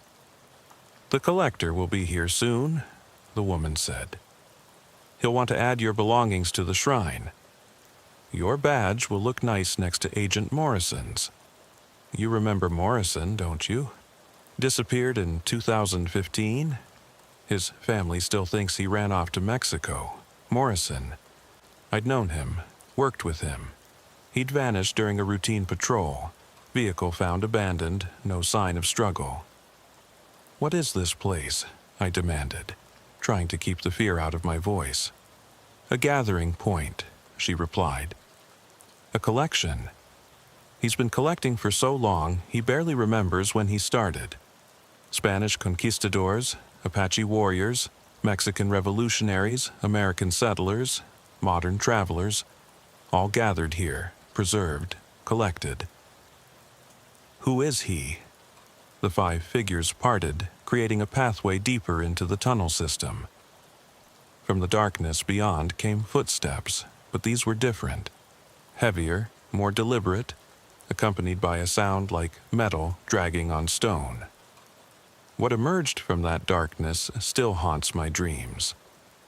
It might have been human once, long ago. It stood nearly 7 feet tall, wrapped in what looked like a patchwork of different clothing from different eras. A Spanish conquistador's chest plate over a Union Army jacket, modern tactical pants, Apache moccasins. Its face was hidden under a wide-brimmed hat that seemed to absorb light rather than reflect it. But I could see its hands, impossibly long fingers ending in nails that had grown into yellowed claws. "Agent Percival Blackwood," it said, and its voice was like grinding stone. "Born September 3rd, 1987. Joined Border Patrol 2016. No family, no one to miss you. Perfect for the collection." "How do you know?" "I know everyone who walks my desert," it interrupted. "I've been here longer than your borders, your fences, your nations. I was here when the Apache ruled these lands. I was here when the Spanish came with their crosses and steel. I was here when your country drew its lines in the sand. And I'll be here when those lines are forgotten." It moved closer, and I could smell it now. Centuries of dust and decay, dried blood and something else. Something older than anything should be. "You take people," I said, backing away until I hit the wall. "Why?" "Everyone needs a purpose," it replied. "Mine is to collect, to preserve, to remember. Every person who disappears in my desert becomes part of my collection. Their belongings here, their bodies elsewhere, their souls. Well, that's complicated. The 5 people. These 5. They're dead, aren't they?" "Dead is a limited concept," it said. "They exist, they serve. They remember who they were, even if they can't quite be it anymore." The woman who'd spoken earlier nodded. "I'm Rebecca Marsh, disappeared June 2020. I remember my life, my family. I just can't reach it anymore. Can't leave, can't die, can't live. Just collected." My radio crackled to life, louder despite having turned it down. "Unit 12, backup is on scene. Where are you? We found the tunnel entrance, but..." Blackwood, the tunnel only goes 5 feet before hitting solid rock. Where are you? The collector laughed, a sound like breaking bones. They can't reach you. You're not in their tunnel anymore. You're in mine, in the between space, the place where the missing go. My thermal scanner's still transmitting, I said, desperate. They'll track it. Let them try. Your signal is coming from a place that doesn't exist on their maps. A place between places where I keep my collection safe from the world above. The collector circled me slowly, its movements fluid despite its size. Every step it took seemed to make the chamber grow colder, darker, as if it was dragging shadows with it. You want to know how this works, it said, not a question but a statement. They all do at first. They want to understand the rules, find the loophole, the escape. There isn't one, Agent Blackwood. There never has been. I kept my rifle raised, though I was beginning to suspect it would be useless against whatever this thing was. People will look for me. The Border Patrol doesn't just forget its agents. No, the collector agreed. They'll search for exactly 72 hours. They'll find your vehicle. They'll find the tunnel entrance. They'll even find that it only extends 5 feet before hitting solid rock, just like your backup reported. They'll conclude you wandered off into the desert, got disoriented, died of exposure. Another tragic loss in the line of duty. They might even put your name on a memorial wall. The 5 collected people stood perfectly still, watching me with those clouded eyes. Their smiles hadn't wavered. Show him the gallery, the woman, Rebecca Marsh, suggested. He should see what he's becoming part of. The collector nodded, and suddenly the walls of the chamber began to shift and flow like water. The entrance I'd been backed against dissolved, revealing a passage I was certain hadn't been there before. The collector gestured with one impossibly long arm. Walk with me, Agent Blackwood. Let me show you my life's work. I had no choice. The 5 collected, blocked any other route, and the walls seemed to pulse and shift whenever I looked for an escape. So I walked, keeping my rifle ready, following the collector deeper into this impossible space. The passage opened into a vast cavern that couldn't possibly exist. We were maybe 50 feet underground based on my descent, but this space stretched up into darkness beyond the reach of my flashlight. The walls were lined with alcoves, hundreds of them, each containing a standing figure. They were all perfectly preserved, like mannequins in a museum. Men, women, children, from every era imaginable. A Spanish conquistador in rusted armor stood next to a young Apache woman in traditional dress. A family from what looked like the 1950s. Father in a business suit, mother in a floral dress, 2 children in their Sunday best, stood frozen mid-stride. A group of modern migrants, backpacks still on their shoulders, water jugs in their hands. 537, the collector said proudly. Collected over 3 centuries. Each one perfect, each one preserved at the moment of acquisition. I approached one of the newer figures, a Border Patrol agent in a uniform from the early 2000s. His badge read Morrison. The same Morrison the woman had mentioned, who'd disappeared in 2015. His eyes were open, staring at nothing, but as I watched, they moved slightly, tracking my movement. He's alive, I breathed. Alive, dead, these are limited concepts, the collector repeated. They exist in a state between. Aware, but unable to act. Preserved, but not truly living. It's quite elegant, really. It's monstrous, the collector laughed again. Monstrous? I gave them immortality. They would have died in the desert, forgotten, their bones scattered by animals. Now they're part of something eternal. Agent Morrison had a wife, I said, 2 kids. And they mourned him and moved on, as people do, as people always have. But here, he continues, he is remembered. I noticed something else about the collected figures. Thin, translucent threads seemed to connect them all, like spider silk catching the light. The threads led from figure to figure, creating an intricate web throughout the cavern, all eventually leading back to the collector. "What are those?" I asked, pointing at the threads. "Connections," it replied. Each person collected brings their memories, their experiences, their essence. I preserve not just their bodies but their stories. Through these threads, I know everything they knew, remember everything they remembered. I am a living archive of human experience in this desert. You're a parasite. The collector's hat tilted, and for the first time, I caught a glimpse of what was beneath it. Not a face exactly, but a constantly shifting mass of features, as if it was cycling through the faces of everyone it had ever collected. Perhaps, it acknowledged, but a necessary one. Do you know how many people have died in this desert? Thousands, tens of thousands. Most are never found, never identified, never mourned. I give them permanence.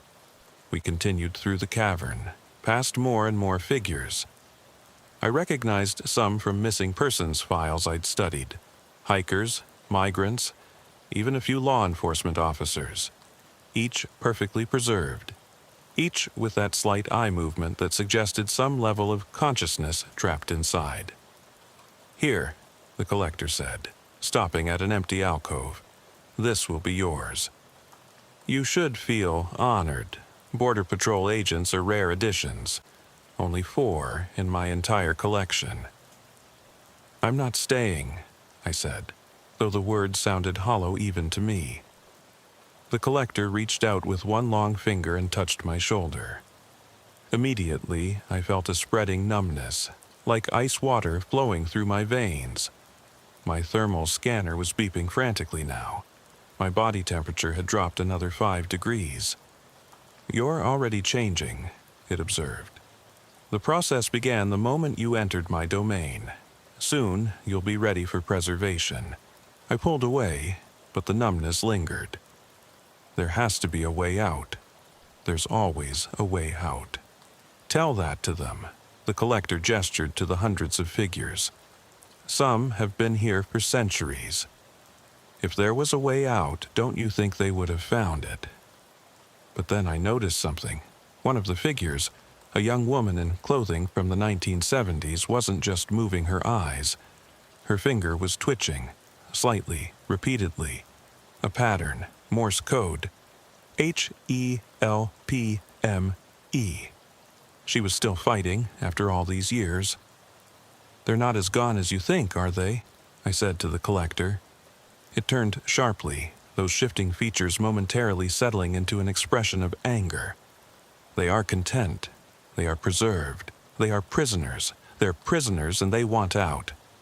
The 5 collected people who had been following us stepped forward. Rebecca Marsh spoke. "We serve willingly. We understand our purpose." But her finger was twitching too.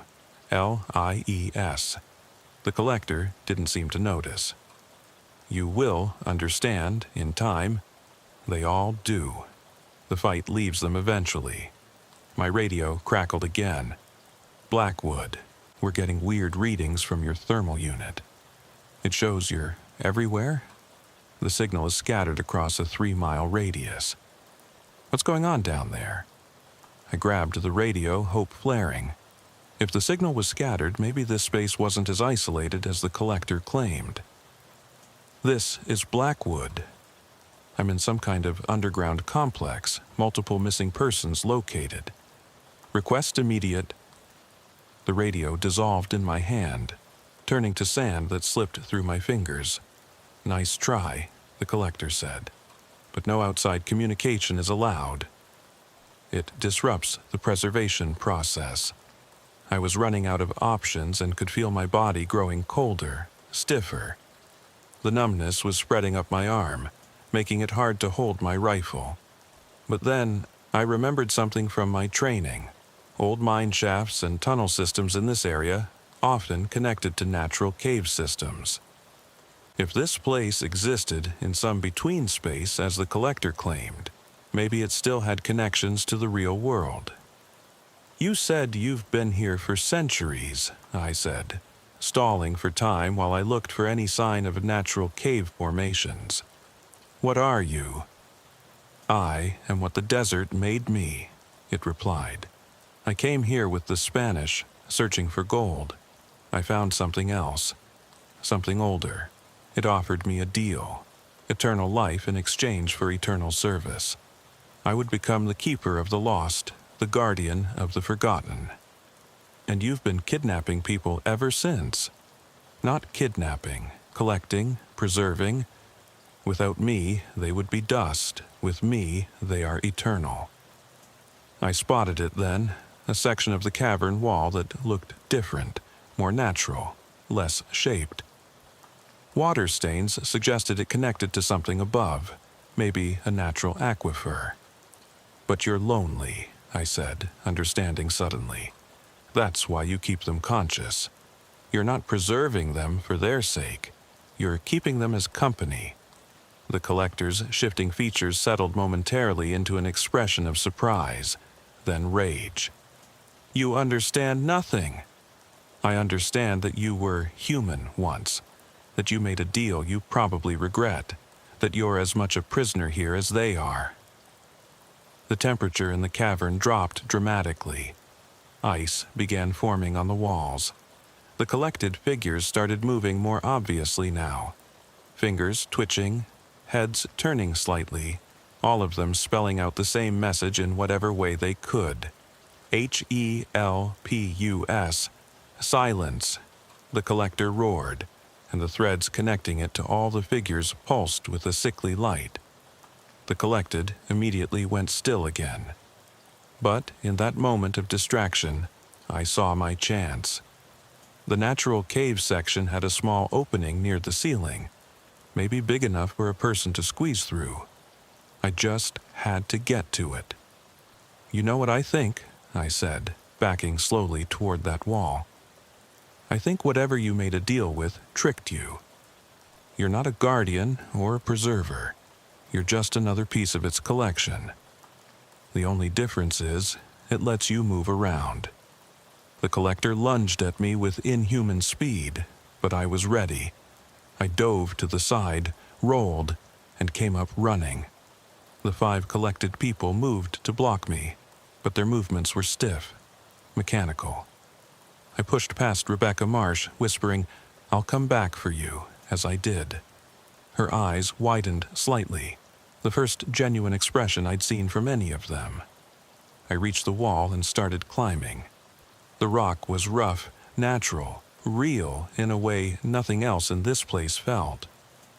The collector was right behind me, its long arms reaching up to grab my legs.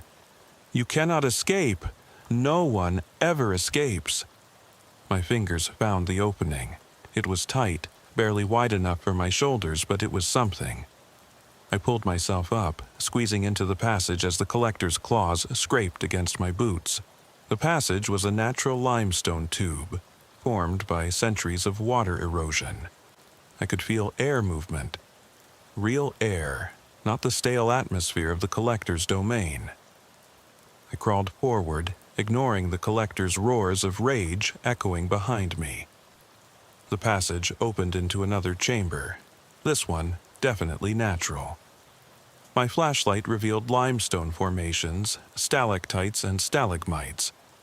And there, a shaft of moonlight coming through a gap in the ceiling. I climbed toward it, my body still partially numb but functioning. Behind me, I could hear something large trying to force itself through the passage. The collector, trying to follow. The gap in the ceiling was narrow, but I managed to squeeze through. I emerged into the desert night, gasping in the cold, clean air. I was about a mile from where I'd entered the tunnel, according to my GPS. I ran. ran toward the lights of the border patrol vehicles I could see in the distance.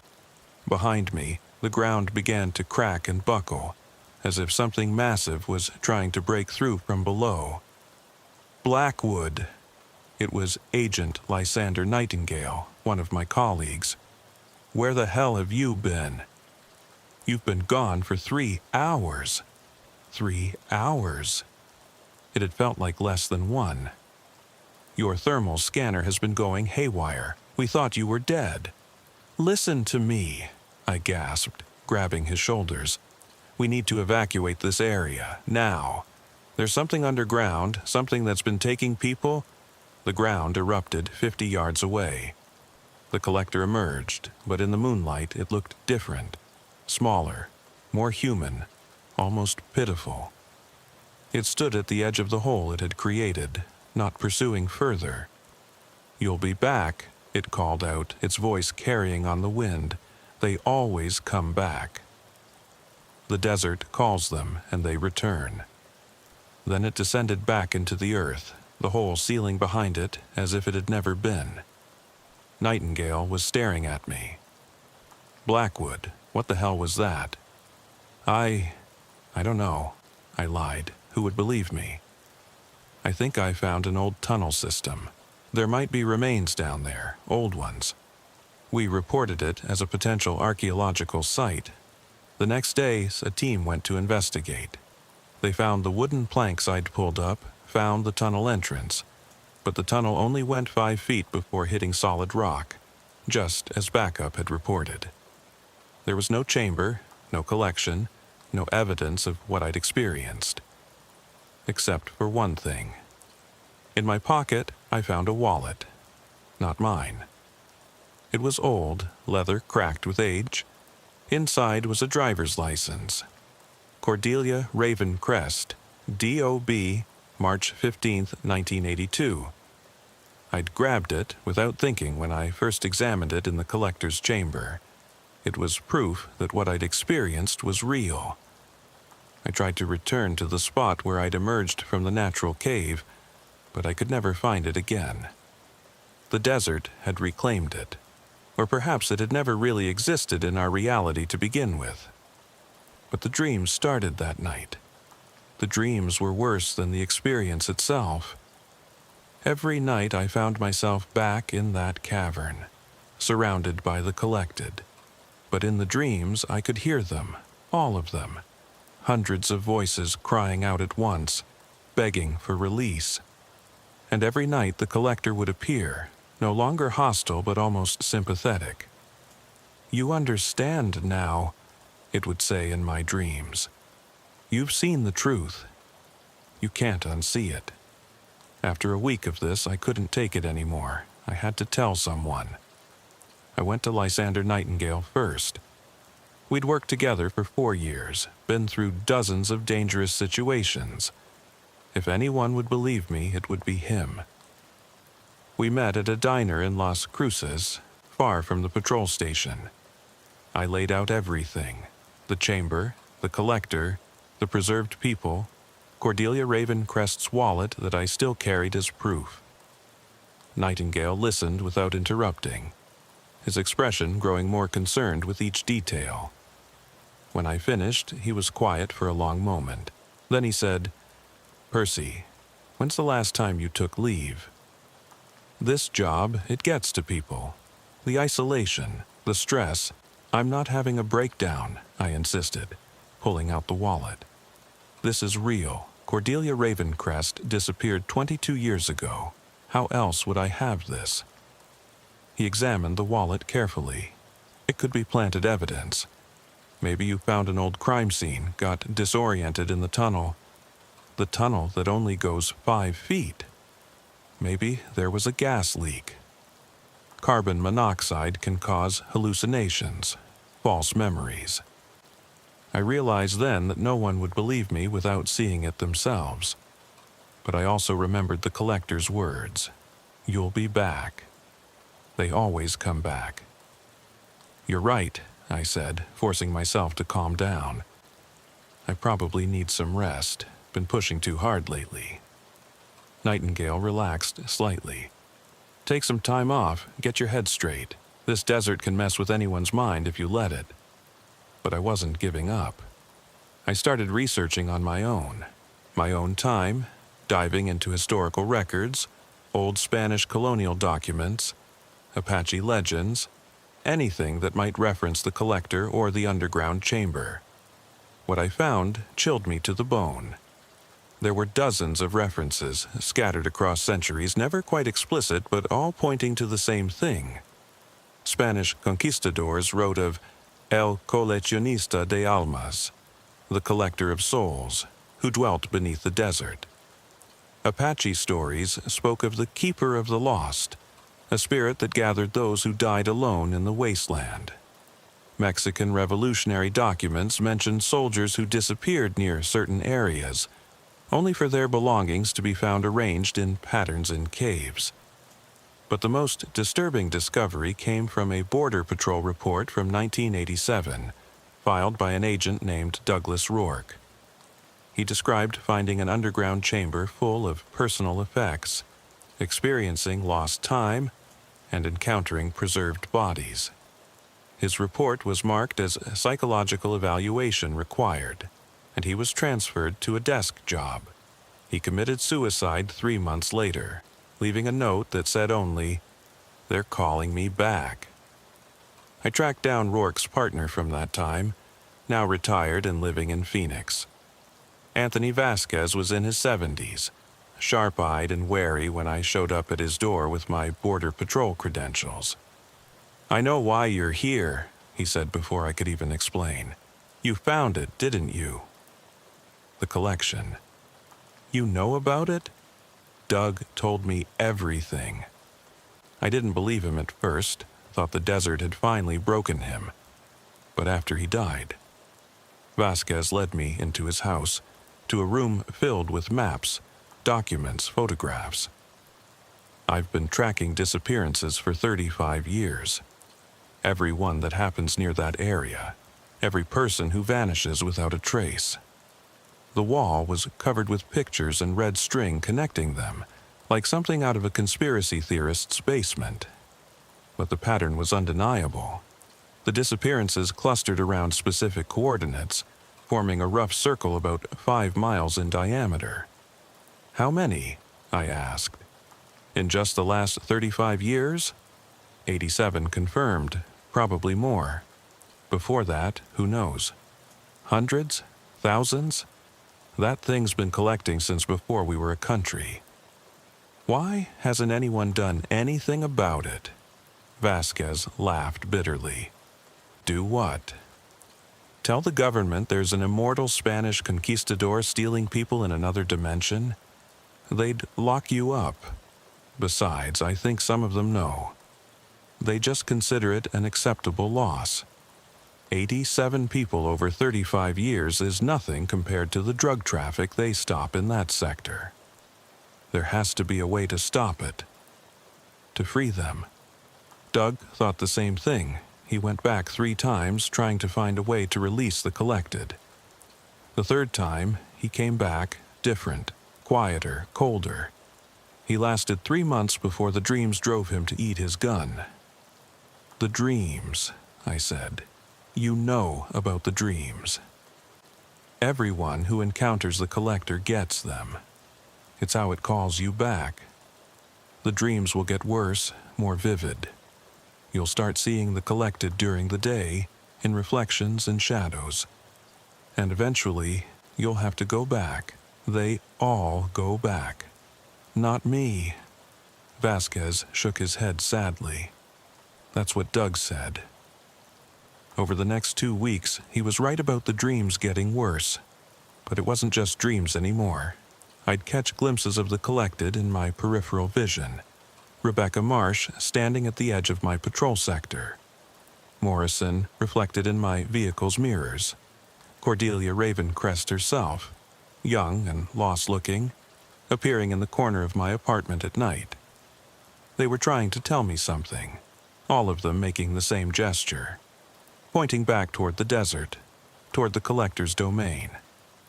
I tried to ignore them, threw myself into my work, but then the disappearances started accelerating. 3 people in 1 week, all in that same area, a family of migrants. Their belongings were found scattered in a pattern that looked random to anyone who hadn't been in the collector's chamber, but I recognized it immediately. It was a message, spelled out in abandoned backpacks and water bottles. Come back or more join us. I couldn't let more people be taken. That night, I drove back to Sector 779. The moon was full this time, casting sharp shadows across the desert landscape. I found the spot where I'd originally discovered the tunnel entrance. The wooden planks were back in place, undisturbed. I pulled them up and shone my light down. The tunnel extended into darkness, not ending at 5 feet like the reports claimed. Either it changed based on who was looking, or it only opened for those the collector had marked. I descended. The tunnel was exactly as I remembered it, ancient railroad ties and all. But this time I noticed something new. Scratch marks on the walls, desperate messages carved into the wood. Help, God save us. 1887, cannot escape, he sees all. The chamber with the belongings was unchanged, but now I could feel them, the essence of their owners still clinging to each object. Cordelia's presence was strongest, probably because I carried her wallet. It was like she was guiding me deeper into the tunnel system. You returned, the collector said, appearing from the shadows. It seemed unsurprised. They always return. I came to make a deal, I said. Oh, the collector's shifting features settled into something resembling curiosity. What could you possibly offer me? Myself. I'll join your collection willingly. No resistance if you release the others. It laughed, that horrible sound of grinding stone. You misunderstand your position, Agent Blackwood. I don't need your permission to collect you. And I never release anyone. They are mine, forever. Then I'll destroy you.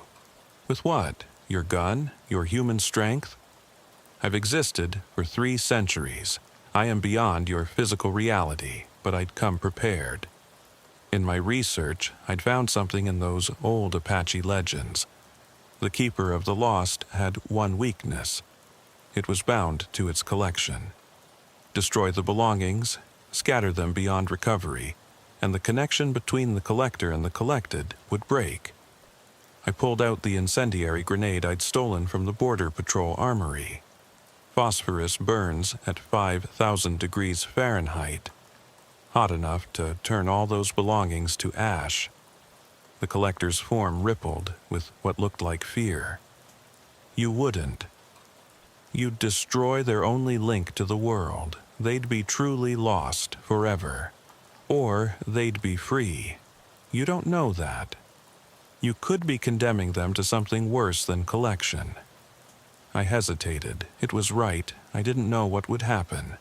But then I heard them, all the collected, their voices whispering in unison. Do it. Please, do it. I pulled the pin. The collector lunged at me with inhuman speed, but I'd already thrown the grenade into the midst of the belongings. The explosion was immediate and devastating. White hot phosphorus scattered across the chamber, igniting everything it touched. Wallets, photos, jewelry, toys, centuries of collected memories burning in seconds. The collector screamed, a sound that wasn't just audible but physical, shaking the entire tunnel system. Its form began to unravel, those shifting features cycling through every face it had ever collected, faster and faster until they blurred into static. What have you done? It wailed. They're lost. All lost. But then something miraculous happened. The cavern with the preserved bodies began to glow. One by one, the collected started to move. Really move. Not just those tiny twitches. They stepped down from their alcoves, their bodies becoming translucent, then transparent. Rebecca Marsh walked up to me, her form already fading. "Thank you," she said. and for the first time she was really smiling. "We're free." Morrison was there too, and hundreds of others. They all looked peaceful, relieved, ready. One by one, they dissolved into points of light that rose through the ceiling and vanished. The collector was on its knees now, its form breaking apart like old parchment in water. "My collection," it whispered, "my purpose. What am I without them?" "Human," I said. "You're human again." As the last of the collected faded away, I saw the collector's true form for the first time. Not a monster, but a man. Old, withered, dressed in the remnants of conquistador armor. He looked up at me with eyes that were brown and terrified and very, very tired. "I remember," he gasped. "I remember my name. Diego Mendoza. I came here seeking gold in 1698. I found something else. It offered me eternal life to be its servant, its collector. I thought I was blessed. I was cursed. The cavern was beginning to collapse. The phosphorus fire had weakened the supports, and without the collector's power holding it together, the whole system was failing. "Go," Diego said. "Leave me. Let me finally die. It's 3 centuries overdue." I ran. The tunnel was collapsing behind me, centuries of carefully maintained passages returning to nature in seconds. I barely made it to the ladder, scrambled up as the wooden rungs splintered beneath my weight. I erupted from the entrance just as the entire area caved in, creating a massive sinkhole that swallowed the wooden planks and any trace of the tunnel system. A cloud of ancient dust rose into the night air, carrying with it what looked like tiny points of light.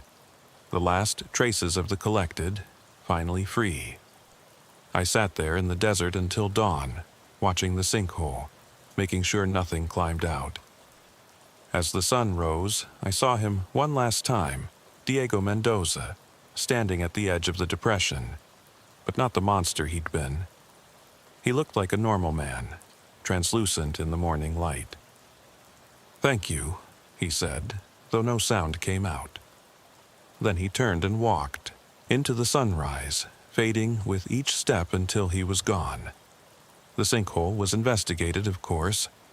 They found natural cave systems, some old wooden supports that were carbon dated to the late 1800s, and bones.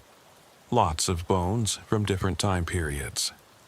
The anthropologists were excited. Evidence of centuries of human habitation. They had no idea they were looking at the remains of the collector's victims, finally released from their preservation. I never told anyone the full truth.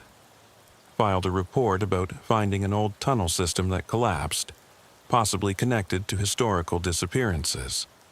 They commended me for the discovery, gave me a medal for contributing to archaeological knowledge. Lysander Nightingale noticed the change in me, though. "You seem lighter," he said one day, "like you figured something out." "Yeah," I said, "I did." The dream stopped after that night.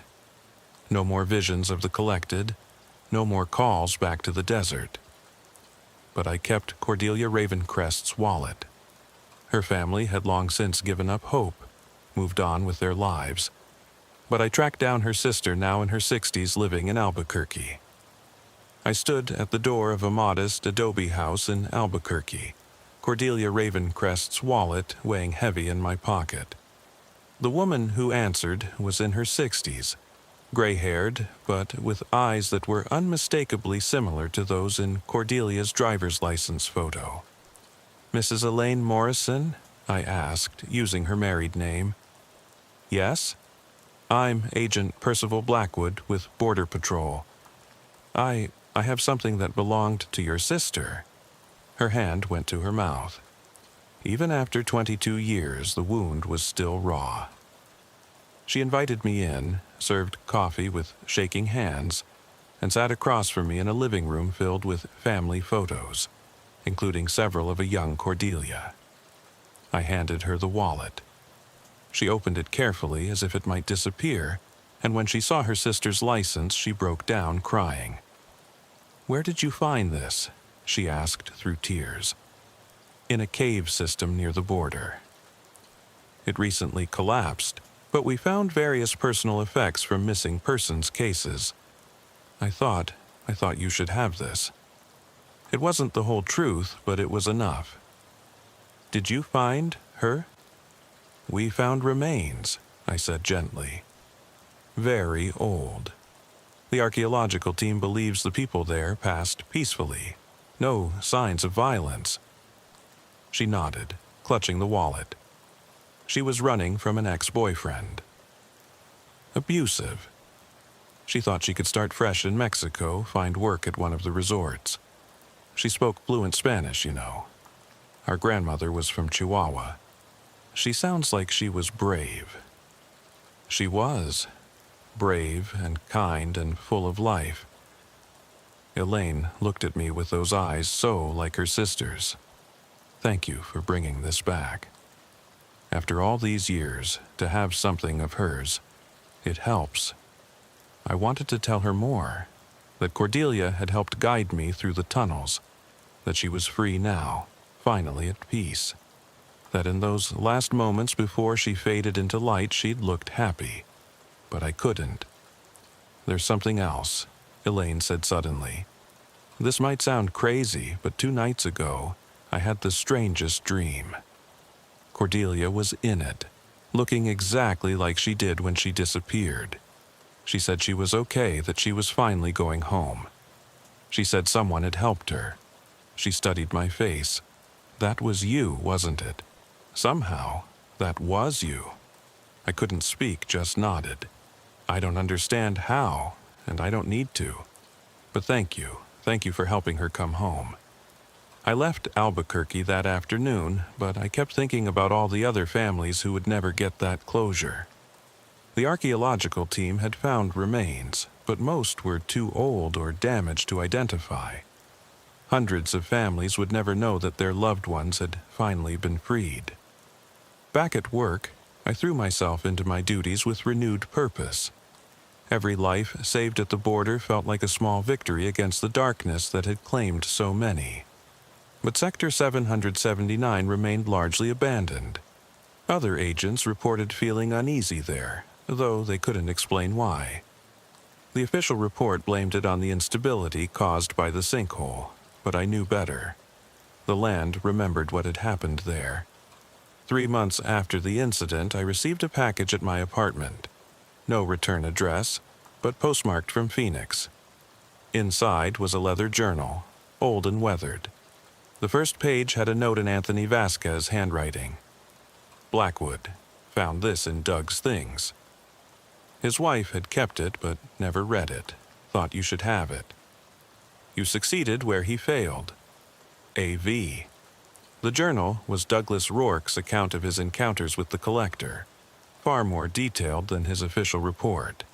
But the last entry, dated just days before his suicide, was different. March 15th, 1987. "The dreams have changed. They're not calling me back anymore. They're thanking me. I see them sometimes. Free. Moving on to wherever souls go when they're finally released. But I also see him, the collector. He stands at the edge of my vision, waiting. He says I belong to him now, that by entering his domain 3 times, I've become part of his collection whether he takes me or not. I can feel myself fading, becoming less real every day. Mary doesn't notice yet, but she will. I'm becoming like them, trapped between worlds. There's only one way to prevent it, to stay myself, to stay human. I'm sorry, Mary. This is the only way to stay free." I understood then why Rourke had chosen death over what he was becoming. The collector's influence didn't end just because you escaped. It lingered, pulled at you, tried to draw you into that between space. But I felt none of that. No pull, no fading, no dreams calling me back. By destroying the collection, I'd broken not just the collector's hold on the collected, but its ability to claim new victims. Diego Mendoza was truly gone, and his curse with him. Or so I thought. It was 6 months later when things took another turn. I was on a routine patrol, alone, checking sensors along a remote section of fence. The sun was setting, painting the desert in those deep reds and purples that make it look like another planet. That's when I saw her, a young woman standing perfectly still about 50 yards away. She wore modern clothes, but there was something off about how she stood, too rigid, too perfect. "Ma'am, this is a restricted area," I called out, approaching carefully. She turned to face me and my blood froze. Her eyes were solid black, just like the collected, but that was impossible. I'd freed them all. "Agent Blackwood," she said, her voice carrying despite the distance. "You destroyed the old collector, but nature abhors a vacuum. Who are you? I am what fills the empty space. Someone must tend to the lost. Someone must remember the forgotten. The desert chose me, just as it chose Diego Mendoza 3 centuries ago."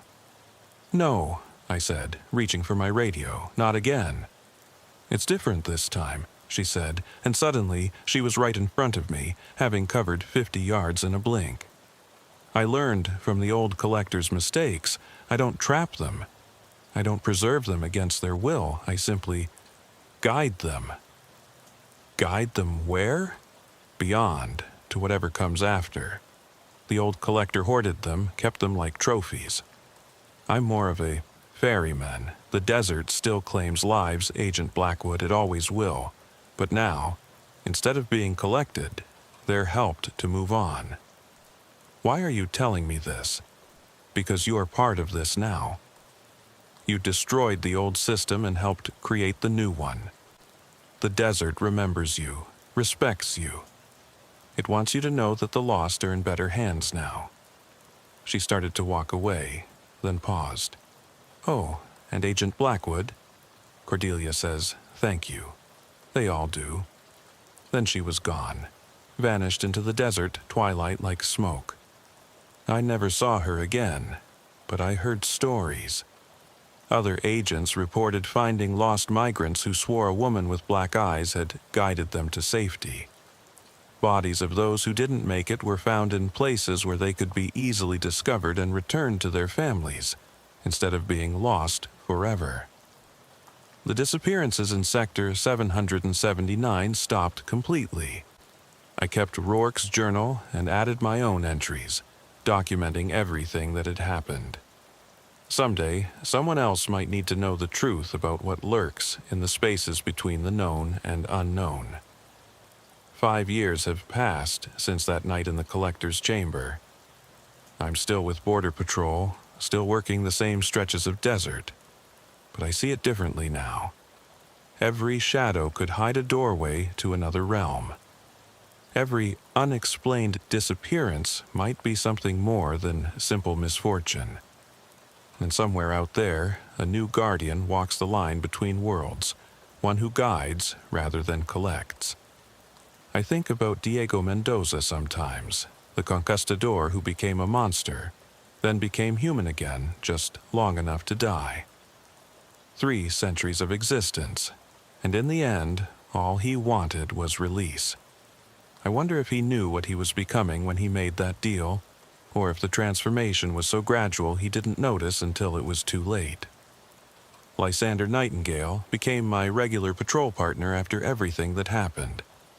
He never asked about that night again, but sometimes I catch him looking at me strangely, especially when we pass through Sector 779. The sinkhole has been filled in, declared safe, but neither of us lingers there. "You know," he said one evening as we watched the sunset over the desert, "there are more things out here than we're trained to handle." "Yeah," I agreed. "And you've seen them. Really seen them." "Yeah." "Does it get easier, knowing what's really out there?" I thought about it for a moment. "No, but it makes the job feel more important. We're not just guards or law enforcement. We're the line between the known world and everything else." He nodded, seeming satisfied with that answer. Last month, I received another package. This one had no postmark at all, just appeared on my desk one morning. Inside was a photo, old, black and white, dated 1898 on the back. It showed a group of people standing in front of what looked like a mine entrance. In the center was a young Spanish man in conquistador armor that looked already ancient. His eyes, even in the old photo, seemed deeply sad. On the back, in spidery handwriting, Diego Mendoza before the collection began. He was just looking for gold. Remember that even monsters were human once. A friend. I framed the photo and kept it in my office. A reminder that the border between human and inhuman is thinner than we think, and that sometimes the most important part of the job isn't catching people trying to cross borders, but understanding that some borders were never meant to be crossed at all. The desert keeps its secrets, but sometimes if you're very unlucky or very brave, it shares them with you. And once you know them, you can never unknow them. You can only hope that when your time comes to cross that final border, someone kind is waiting on the other side to guide you home. Every now and then, when I'm alone on patrol and the moon is dark, I think I see them. Brief glimpses of the collected, not trapped anymore but visiting, checking on the world they left behind. Morrison waves from a distant ridge. Rebecca Marsh smiles from the shadow of a saguaro cactus. And Cordelia Ravencrest, young forever in my memory, stands at the edge of my vision, pointing not toward danger but away from it, still helping, still guiding, still brave. The official reports list the Sector 779 incident as a geological event that led to the discovery of historical remains. The truth is buried deeper than any government file, living only in the memories of those who were there, and in the pages of journals that will never see official scrutiny. But the families of the missing know something changed. They feel it in their dreams, in the sudden sense of closure that comes without explanation, in the feeling that their loved ones are finally at peace. They don't need to know about collectors and chambers and deals made in the dark. They just need to know that someone cared enough to set their lost ones free. I still patrol the border. I still do my job. But now I know that job is bigger than just enforcing laws and checking documents. It's about standing watch at the edge of reality, making sure that what lurks in the between spaces stays there, or at least doesn't take more than its share. The new Guardian seems to understand this balance. The desert still claims lives. It always will in a place this harsh and unforgiving.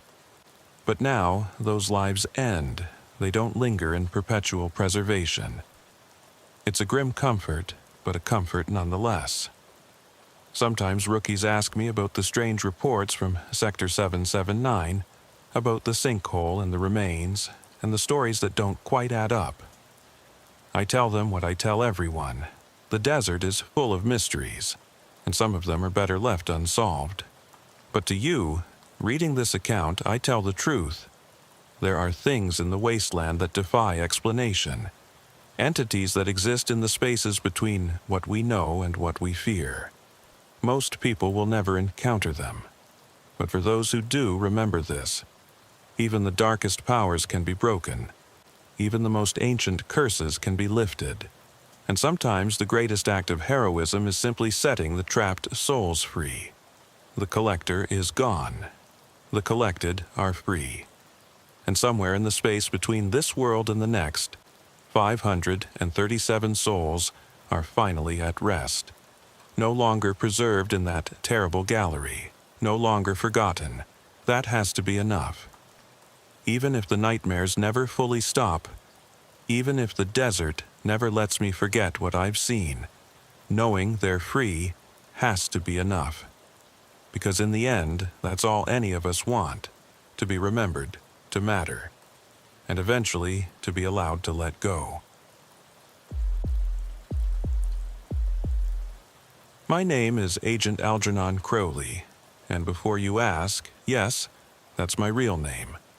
My parents were literature professors with a twisted sense of humor. I've been working Border Patrol for 15 years, mostly along the Arizona-California border where the Sonoran Desert meets the Colorado Desert. It's a place where the land itself seems hostile to human life, where temperatures can swing 60 degrees between day and night, and where people have been disappearing without explanation since long before we started keeping records. The incident I'm about to describe occurred in early February of this year, starting with what should have been a routine investigation of unusual lights reported by multiple witnesses. By the time it ended, I would question everything I thought I knew about the nature of reality and the thin line between the living and the dead. It began at 11:23 p.m. on a Tuesday. I was manning the station with Agent Cassius Ironwood when the first call came in.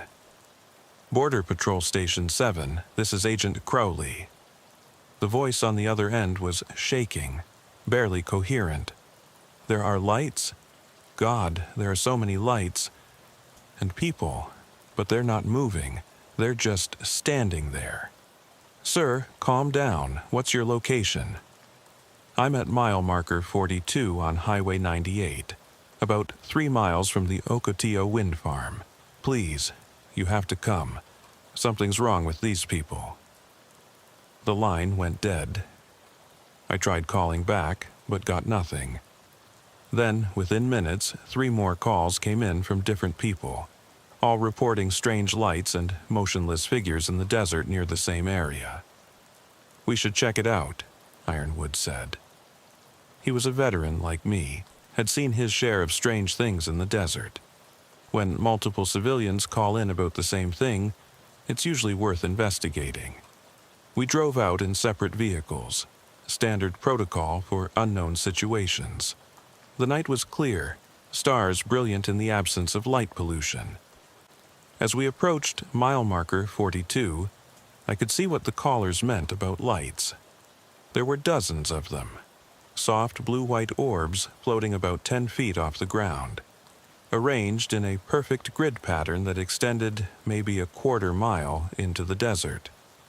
You seeing this, Crowley? Ironwood's voice crackled over the radio.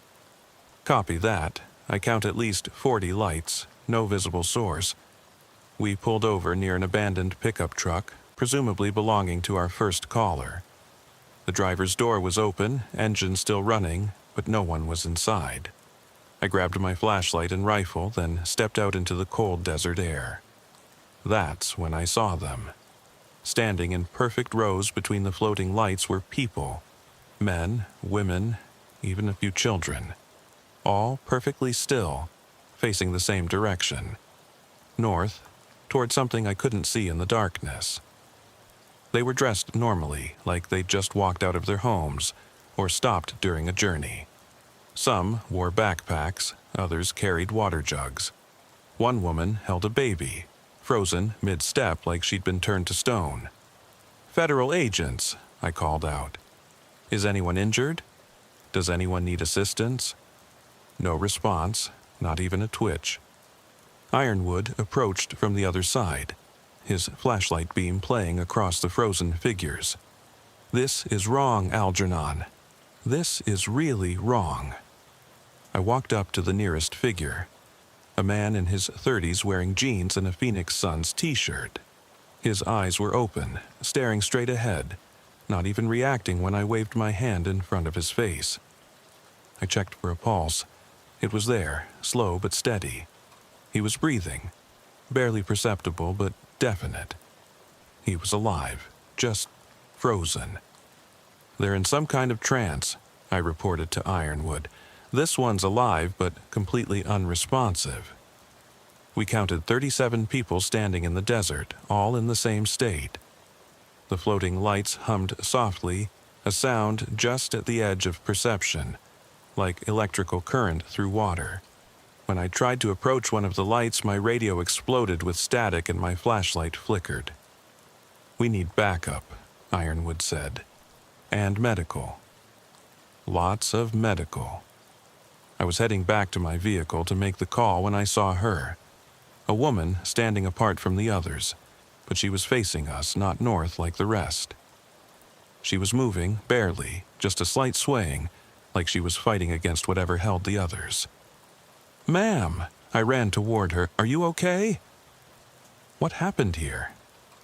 As I got closer, I could see she was struggling to speak, her mouth moving but no sound coming out. Her eyes were terrified, darting between me and something behind me.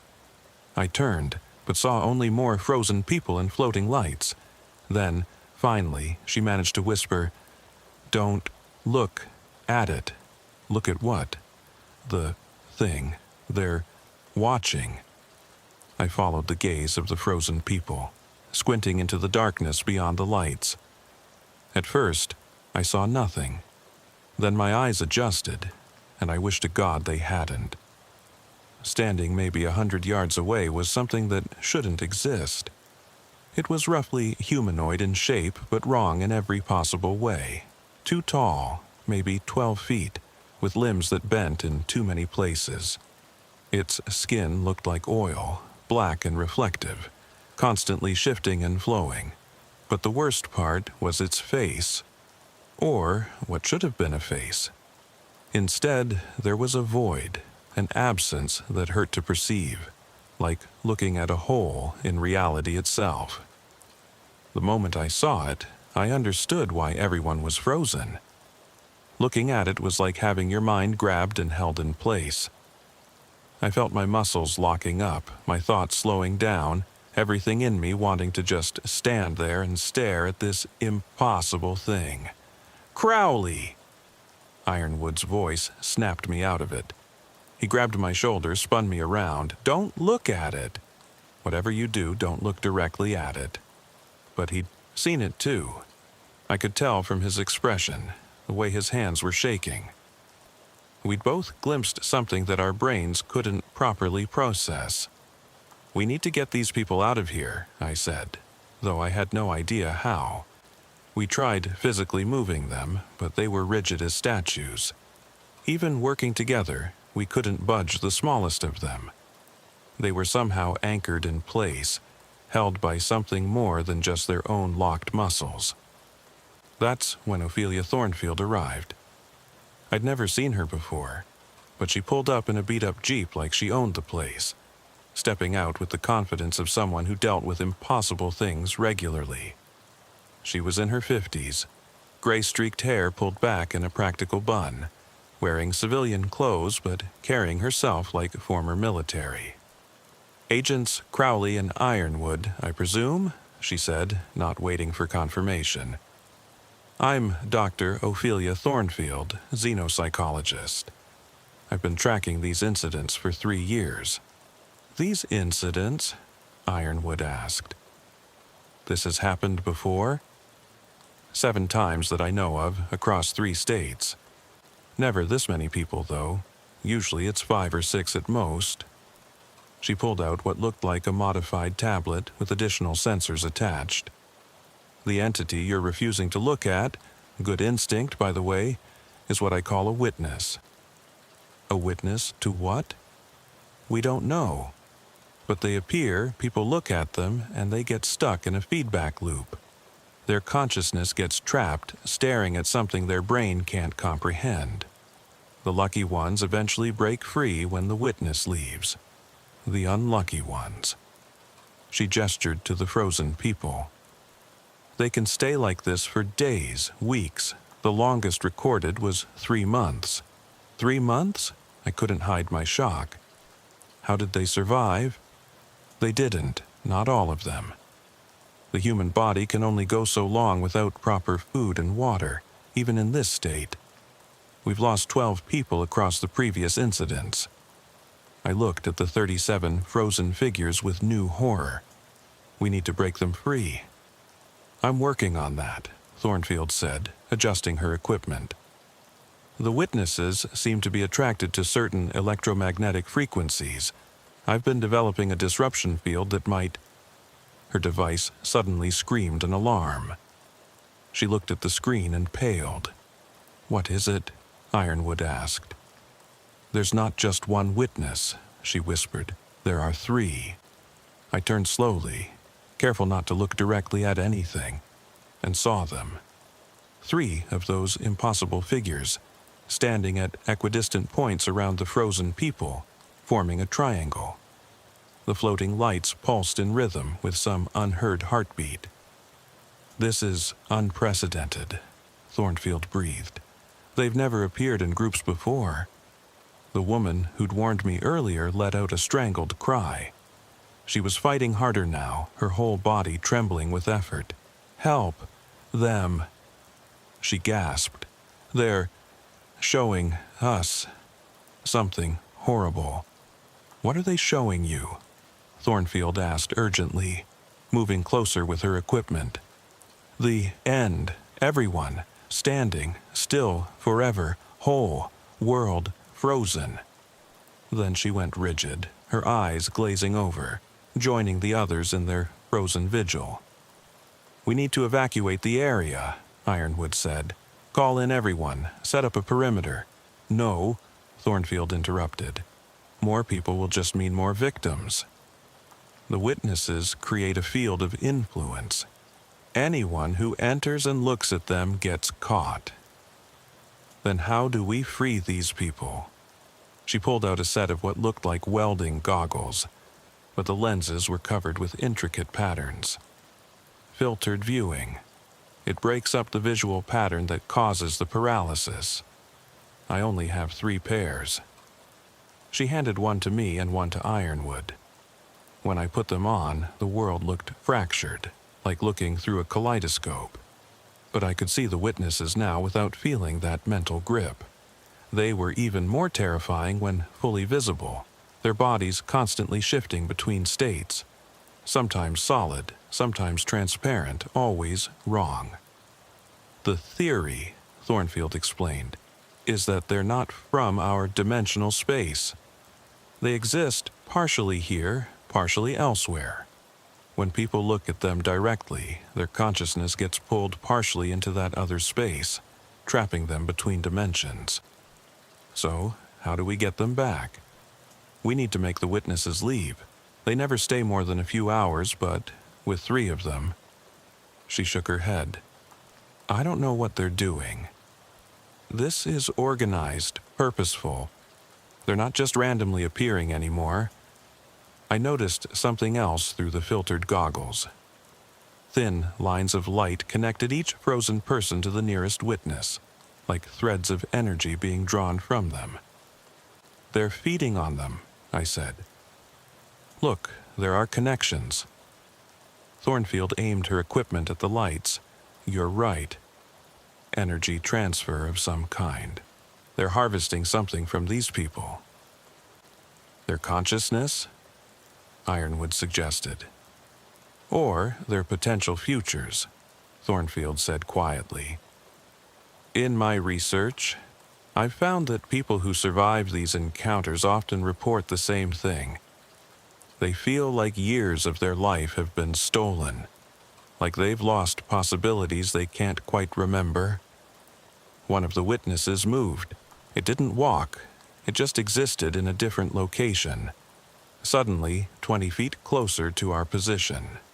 The frozen people moved with it, maintaining their perfect formation, sliding across the desert floor without taking a step. "They're herding them," I realized, "moving them somewhere." "North," Ironwood said. "They're all facing north." We looked in that direction.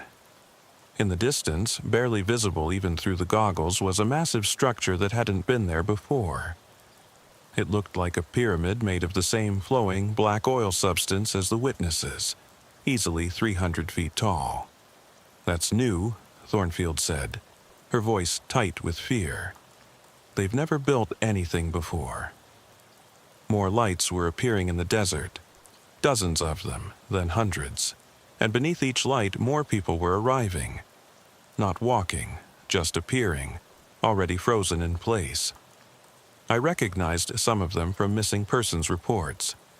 People who'd vanished weeks ago, months ago, some even years ago. "Where are they coming from?" Ironwood demanded. "Stored," Thornfield said. her equipment going crazy with readings. They've been collecting people, storing them somewhere, and now they're bringing them all here. This isn't random anymore. This is an invasion. The next hour was the longest of my life. We watched helplessly as more and more people materialized in the desert, all frozen in that same horrible stance, all facing the growing pyramid structure. By Thornfield's count, there were now over 300 people arranged in perfect concentric circles around the three witnesses. "I need to contact my team," Thornfield said, pulling out a satellite phone. "They need to know this is escalating." While she made her calls, Ironwood and I tried to document everything we could see through our filtered goggles. The pyramid was growing taller by the minute, its surface rippling like liquid but maintaining its shape. Strange symbols appeared and disappeared on its surface, not quite writing, but patterns that suggested meaning just beyond comprehension. "Algernon," Ironwood said quietly, "look at the formation, the way they're arranged." I looked again at the frozen people. They weren't just in circles, they were in a specific pattern.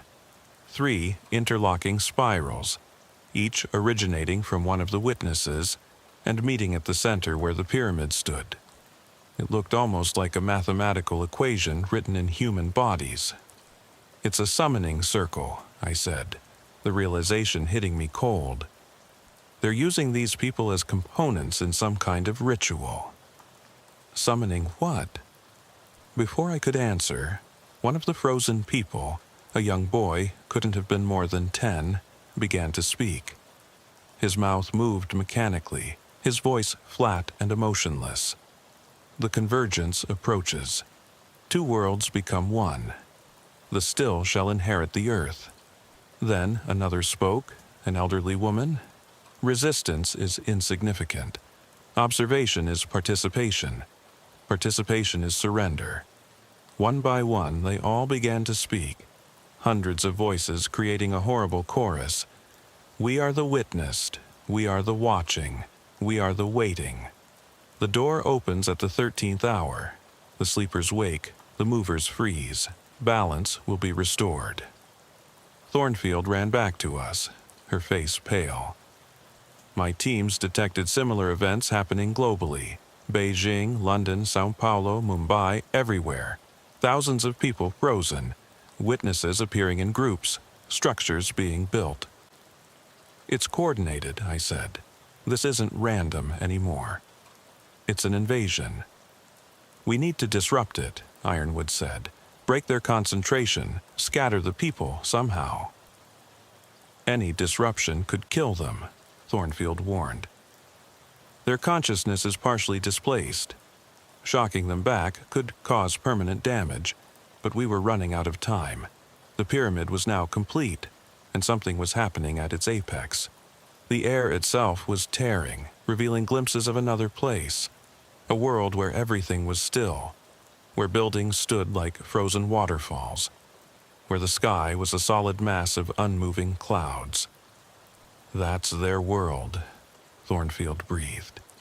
"A universe where entropy won, where all motion ceased. They're trying to merge it with ours." The 3 witnesses began to move, gliding toward the pyramid. As they did, the frozen people moved with them, maintaining formation. But I noticed something. A few of them were fighting it. Their eyes moved independently of their heads, tears streaming down frozen faces. They were still in there, still aware, still terrified. "We have to try something," I said. "Anything."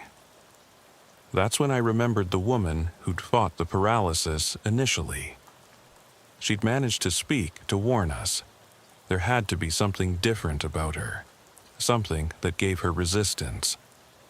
I found her in the crowd, still frozen, but positioned slightly out of alignment with the others. Through the goggles, I could see her energy thread to the witness was thinner, more tenuous. "Thornfield, look at this one. Her connection is weaker." Thornfield scanned her with the equipment. "You're right. Her brainwave patterns are different. She's naturally resistant somehow." She adjusted her device. "If I can replicate her frequency, broadcast it." "Do it," I said. She began adjusting her equipment, but the witnesses noticed.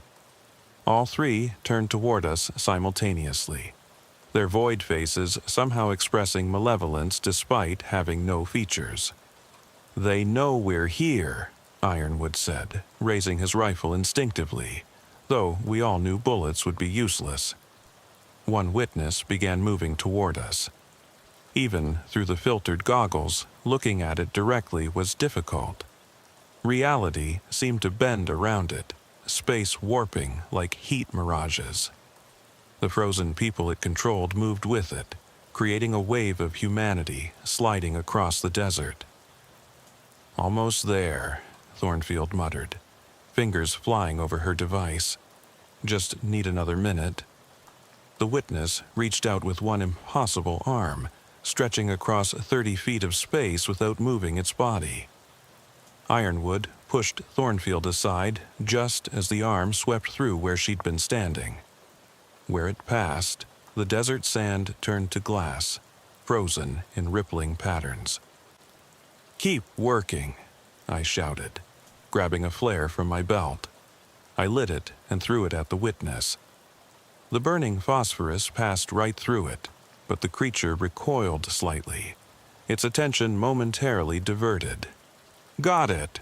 Thornfield shouted. She hit a button on her device, and a pulse of energy erupted outward. The effect was immediate. Several of the frozen people jerked, their connections to the witnesses flickering. A few managed to take steps backward, breaking formation. The woman who'd warned us earlier collapsed to her knees, gasping. But the witnesses adapted quickly. The energy threads strengthened, pulling the escaping people back into formation. All except for the woman. She crawled toward us, every movement clearly agony. "The 13th hour," she gasped. "It's not time, it's people." The 13th person to look.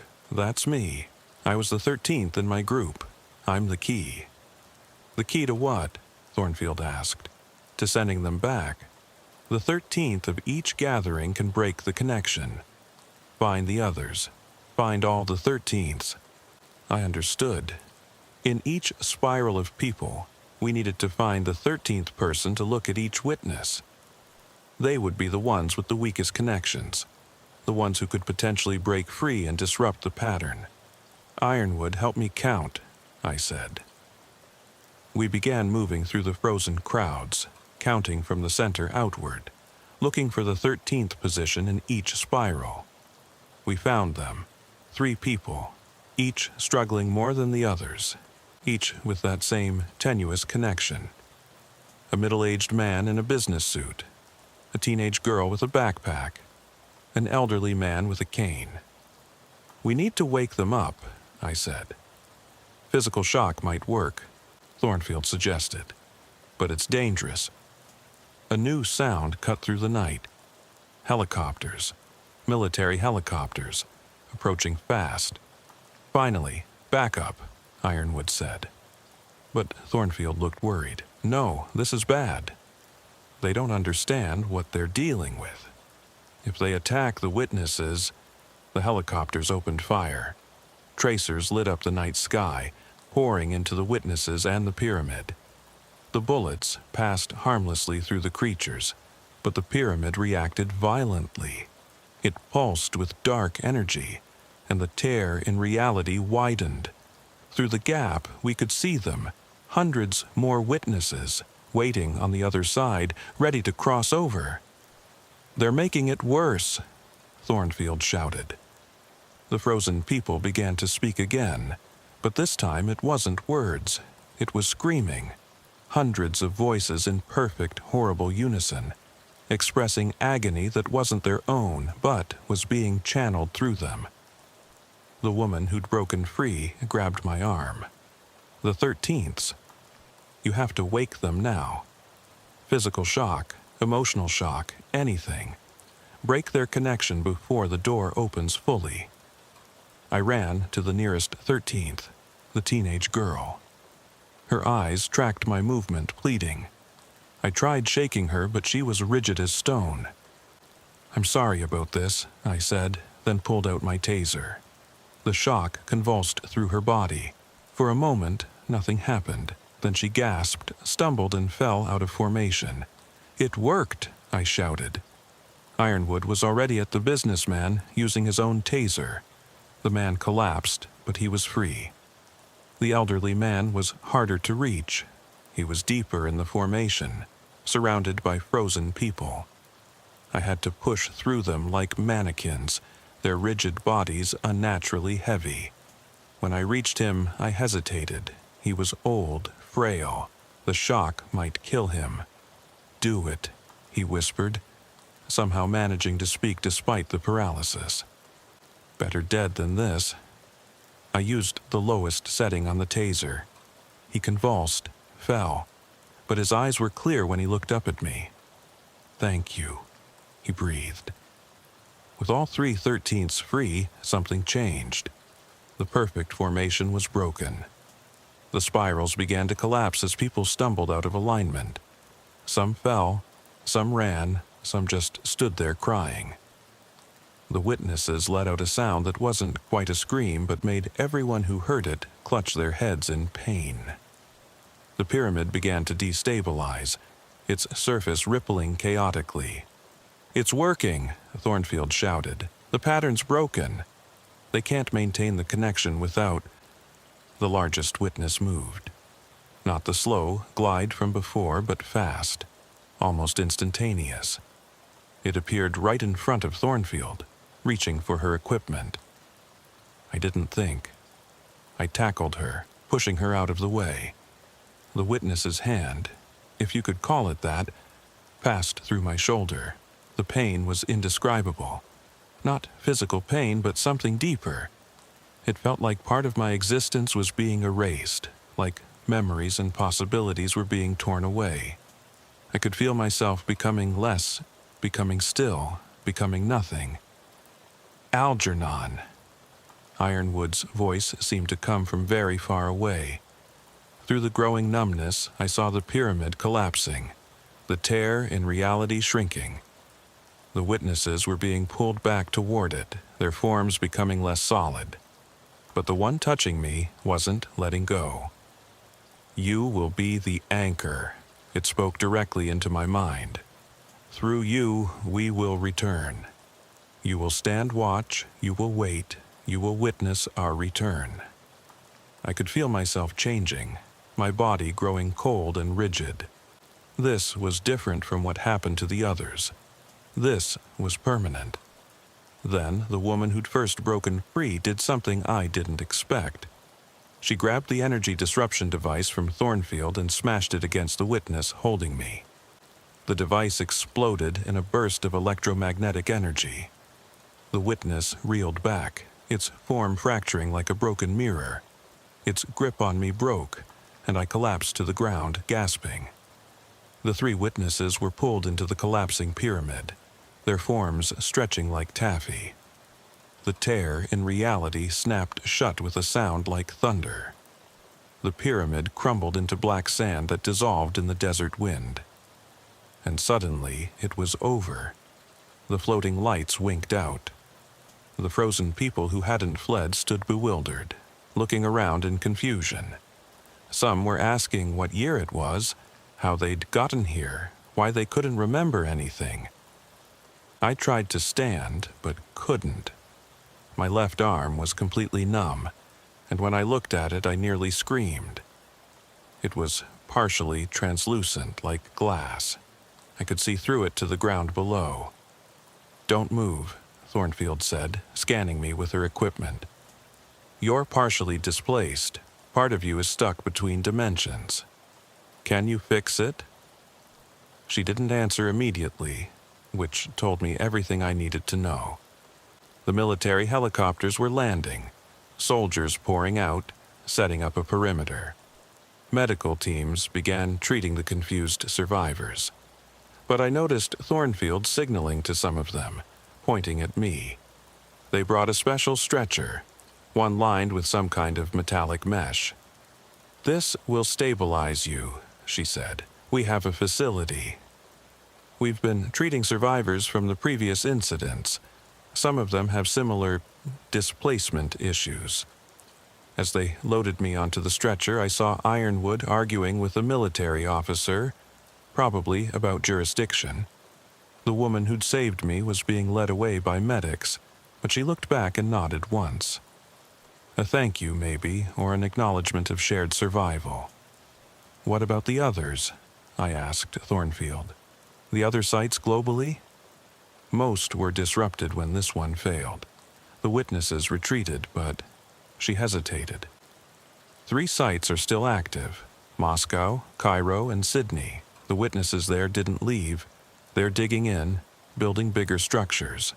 This isn't over." "No," she agreed. "This was just the first attempt. They'll try again, and next time they'll be ready for our countermeasures." As the helicopter lifted off, carrying me toward whatever treatment awaited, I looked back at the desert. In the moonlight, I could still see the impressions in the sand where hundreds of people had stood frozen. The site would be classified, covered up, explained away as a mass hallucination or gas leak or something equally mundane. But I knew the truth somewhere. In a universe where everything had stopped moving, creatures that shouldn't exist were planning their next attempt. And part of me, the part that was now permanently displaced, could feel them watching, waiting, witnessing. The woman had been right about one thing. I was marked now. The 13th hour hadn't been about time at all. It had been about me, the 13th person to truly see them and survive. And that made me valuable to both sides of a war most people didn't even know was beginning. The facility Thornfield took me to wasn't on any map. Hidden in the mountains of Nevada, it looked like an abandoned mining operation from the outside.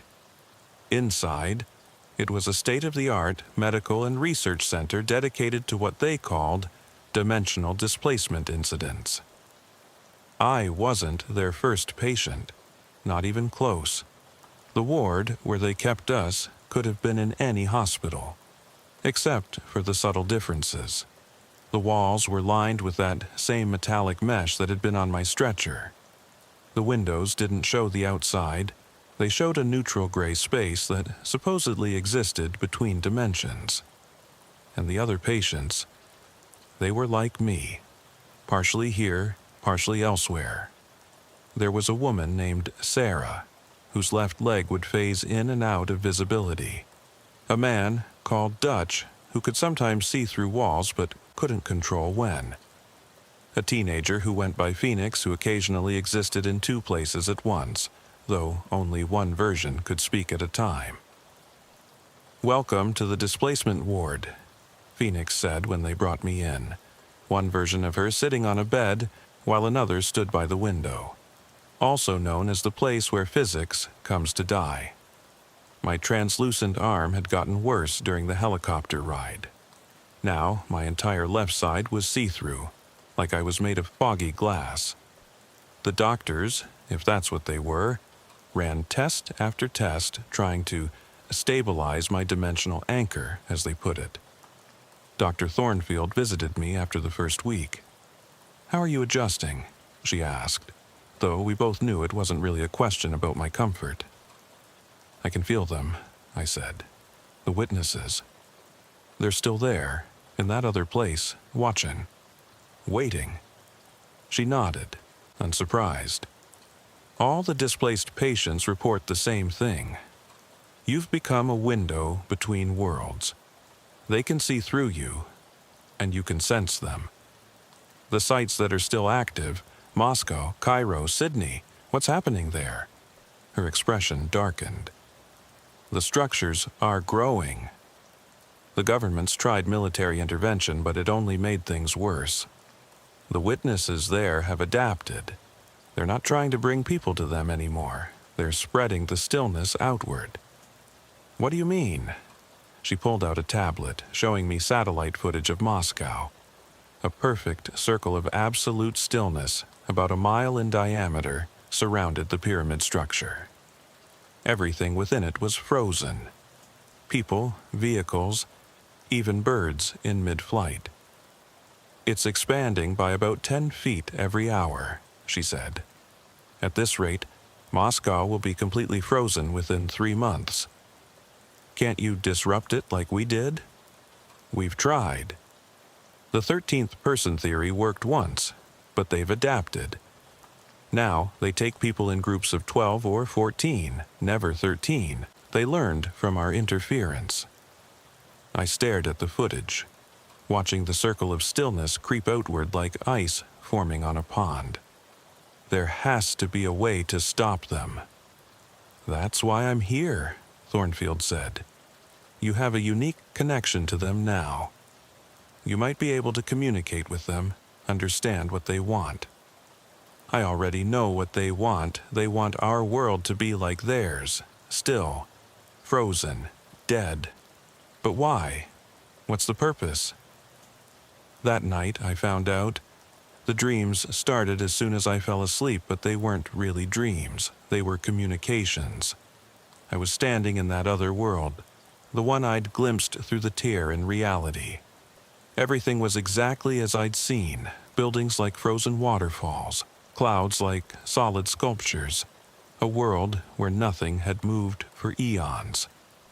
A witness stood before me, but here in its own world it looked different. More solid, more real, almost human, if humans were made of living shadow. "You can hear us now," it said, its voice like whispers overlapping. "Good. Understanding is necessary." Understanding what? "Why are you doing this? Look around you." This was our world, beautiful, perfect, ordered, until the motion began. The scene shifted, and I saw their world as it had been, or would be. Time worked differently here. It was alive, vibrant, full of beings like the witnesses, but brighter, more colorful. They moved through their cities like flowing light. "We discovered the secret of perfect stillness," the witness explained. "The ultimate peace. No change, no decay, no death. We thought it was evolution." "But it was suicide," I said, understanding. "We didn't know." The stillness spread like a virus. Those who achieved it couldn't be changed back. They became anchors, pulling everything around them into stasis. Within a generation, our entire world was frozen. We became the last moving things in a still universe. "So, you want to do the same to our world?" "No. We want to escape. But we can't exist in your world of constant motion without anchors. We need stillness to survive, but not total stillness. Balance.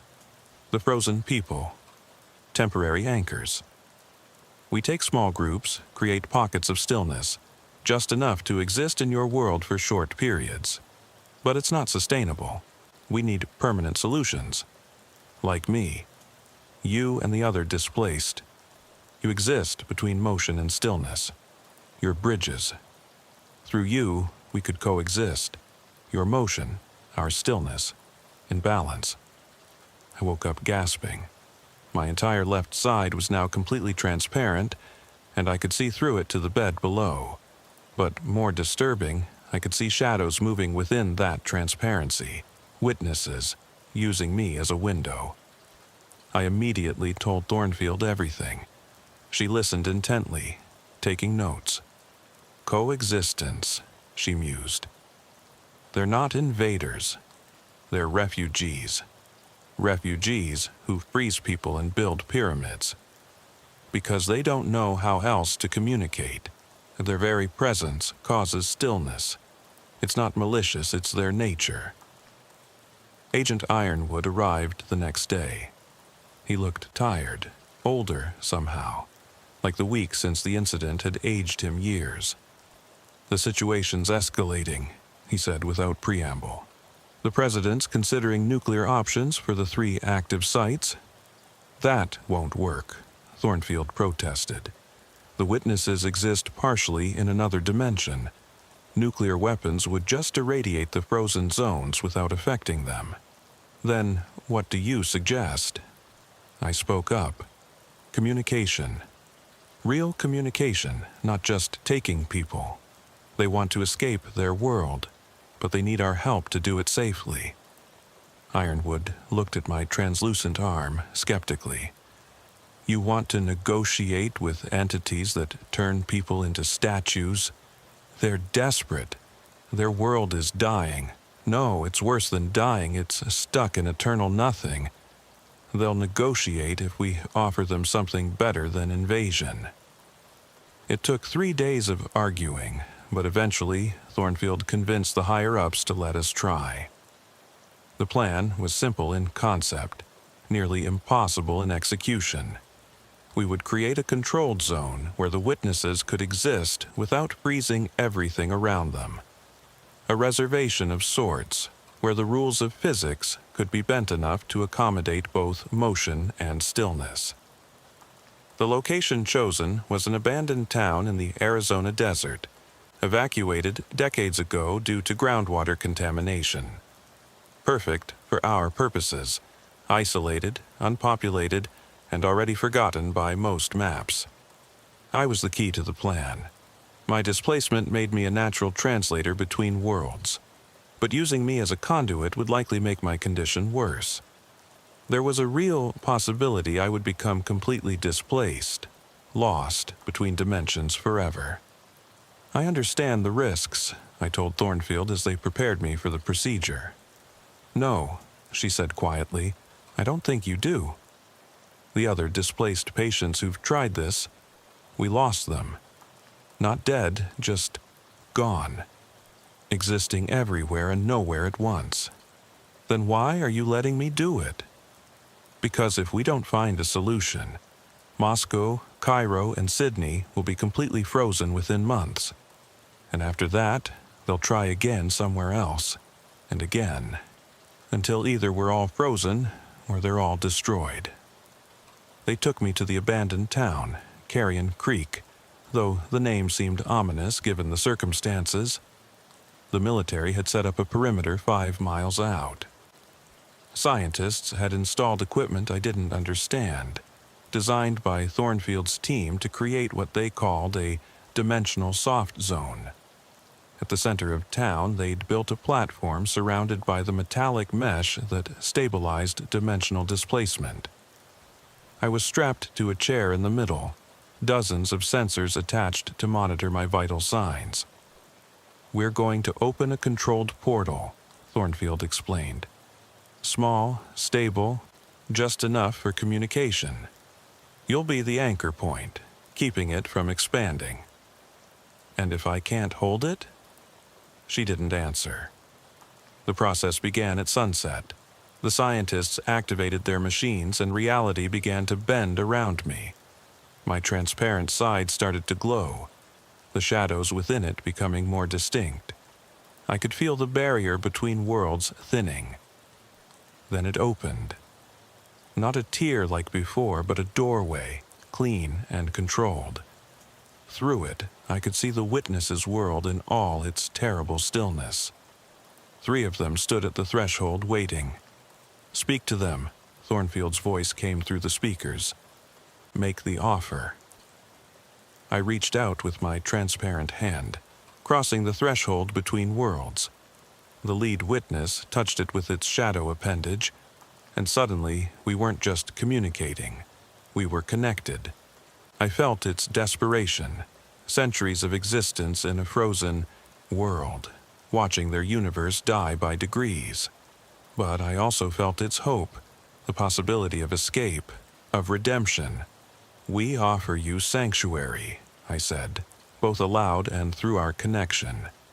This town, 30 square miles, dimensional fluctuation allowing you to exist without freezing everything.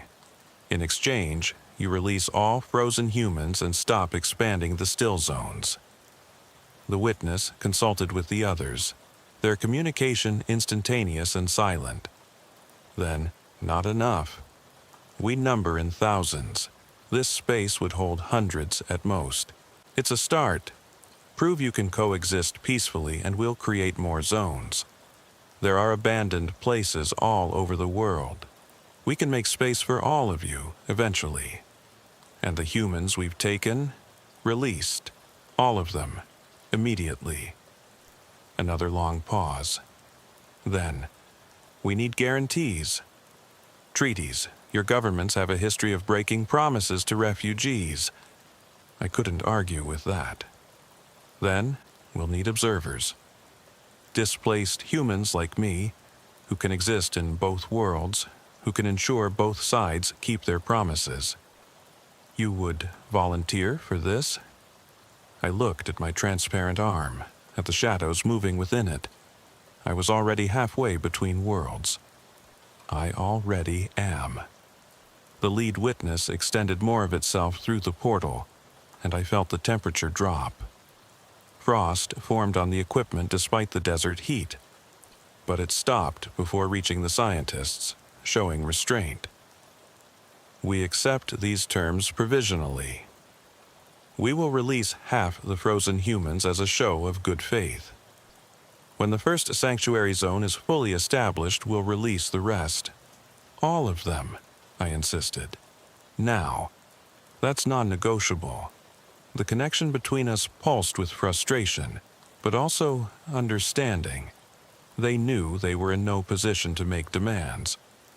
Very well, but we choose 100 of our kind to cross over immediately. They will help establish the zone and serve as proof of our intentions. I looked back at Thornfield, who was frantically consulting with someone on her headset. After a tense moment, she nodded. Agreed, I said. The witness withdrew slightly, then spoke one more time. You should know, human, that this connection we share is permanent. You will always be part of both worlds now. Is this acceptable? I thought of Agent Morrison in the first incident. Disappeared without a trace. Of Cordelia Ravencrest, lost in the desert. Of all the people who'd vanished over the years, frozen between dimensions or lost entirely. If my permanent displacement could prevent others from suffering the same fate, it's acceptable. The moment I agreed, I felt the change. My transparent side solidified slightly, but now I could see both worlds simultaneously through it. The desert and the still world, overlapped like double-exposed film. I existed fully in neither, but partially in both. The witnesses began to cross over, moving slowly, carefully. Each one that entered our world caused a small pocket of stillness around it, but the dimensional fluctuation field contained it, preventing it from spreading. 100 shadows flowing into the abandoned town, taking up residence in empty buildings. Simultaneously, around the world, the frozen people began to wake up. The pyramids in Moscow, Cairo, and Sydney crumbled. The still zones stopped expanding, then shrank, then disappeared entirely. Thousands of people who'd been trapped in stasis suddenly found themselves free, confused but alive. It wasn't perfect. Many of the formerly frozen reported missing time, gaps in memory, nightmares about being trapped. Some, like me, remained partially displaced. But they were alive, they were free, and they were home. The first sanctuary zone, officially designated as Dimensional Refugee Site Alpha, though everyone just called it Witness Town, was established within a month. The abandoned buildings were retrofitted with dimensional stabilizers. The witnesses took up residence, learning to coexist with human observers. I became the first official dimensional liaison, my displacement making me uniquely suited to mediate between the two species. Other displaced individuals volunteered as well, creating a small core of people who could walk between worlds. 6 months had passed since the establishment of Witness Town, and I barely recognized myself anymore. The left side of my body remained translucent, a permanent window between worlds. Through it, I could see the still dimension overlaying our reality like a ghost image. Some days, I wondered which world I belonged to more. The integration process hadn't been smooth. There had been incidents. A witness accidentally freezing a food delivery truck that got too close to the town. A group of protesters demanding the aliens be expelled. A displaced human losing control and existing in 17 places simultaneously before we managed to stabilize her. But we were learning. I was in my office, a modified trailer at the edge of Witness Town that existed partially in both dimensions, when Cassius Ironwood arrived. He looked better than he had 6 months ago, the stress lines around his eyes softening slightly. "Monthly check-in?" I asked, though we both knew he came by more often than required. "Something like that." He sat across from me, studying my translucent side with the same mix of concern and fascination he always showed. "How are you holding up, Algernon?" "Still here." "Mostly." He didn't laugh at the weak joke. "Thornfield's worried about you. She says your displacement is progressing." I looked at my transparent hand. He was right. The edges were less defined than they had been a month ago, spreading like ink in water. "It's the price of communication," I said. "Every time I interface with the witnesses, I lose a little more of my anchor to this world. There has to be another way." "There isn't." I cut him off. "Trust me, we've looked. The other displaced have tried, but I'm the only one who can maintain extended contact without completely phasing out." A knock at the door interrupted us. One of the newer displaced, a woman named Catherine who'd been caught in the Sydney incident, entered. "Sir, we have a situation. The witnesses are agitated about something. They're requesting immediate consultation." I stood and Ironwood followed. We walked through Witness Town, past buildings where shadows moved behind windows, where the laws of physics bent just enough to allow impossible things to coexist. The witnesses had made efforts to appear less threatening. Some had taken to wearing approximations of clothing, sheets and tarps draped over their void-like forms. It didn't really help, but the gesture was appreciated. The town center had been converted into a meeting space, dimensional stabilizers humming at each corner. 3 witnesses waited there, their forms rippling with what I'd learned to recognize as anxiety. "What's wrong?" I asked, extending my transparent hand. The lead witness, I'd started thinking of it as the ambassador, though they didn't use names, touched my hand, and information flooded through our connection. Images of their still world, but something was different. Cracks were appearing in the frozen reality, spreading like fractures in glass. And through those cracks, something else was visible. Not our world, not theirs, but a third space, chaotic, constantly shifting, filled with entities that were neither still nor moving, but something else entirely. "The balance is breaking," the ambassador communicated. "Our exodus to your world has destabilized our dimension. Without us to maintain it, the stillness is collapsing." "What happens when it collapses completely?" "We don't know, but the entities in the chaos dimension are already trying to break through. They're drawn to the cracks, feeding on the instability." I pulled my hand back, shaken. "How long do we have?" "Weeks, perhaps days.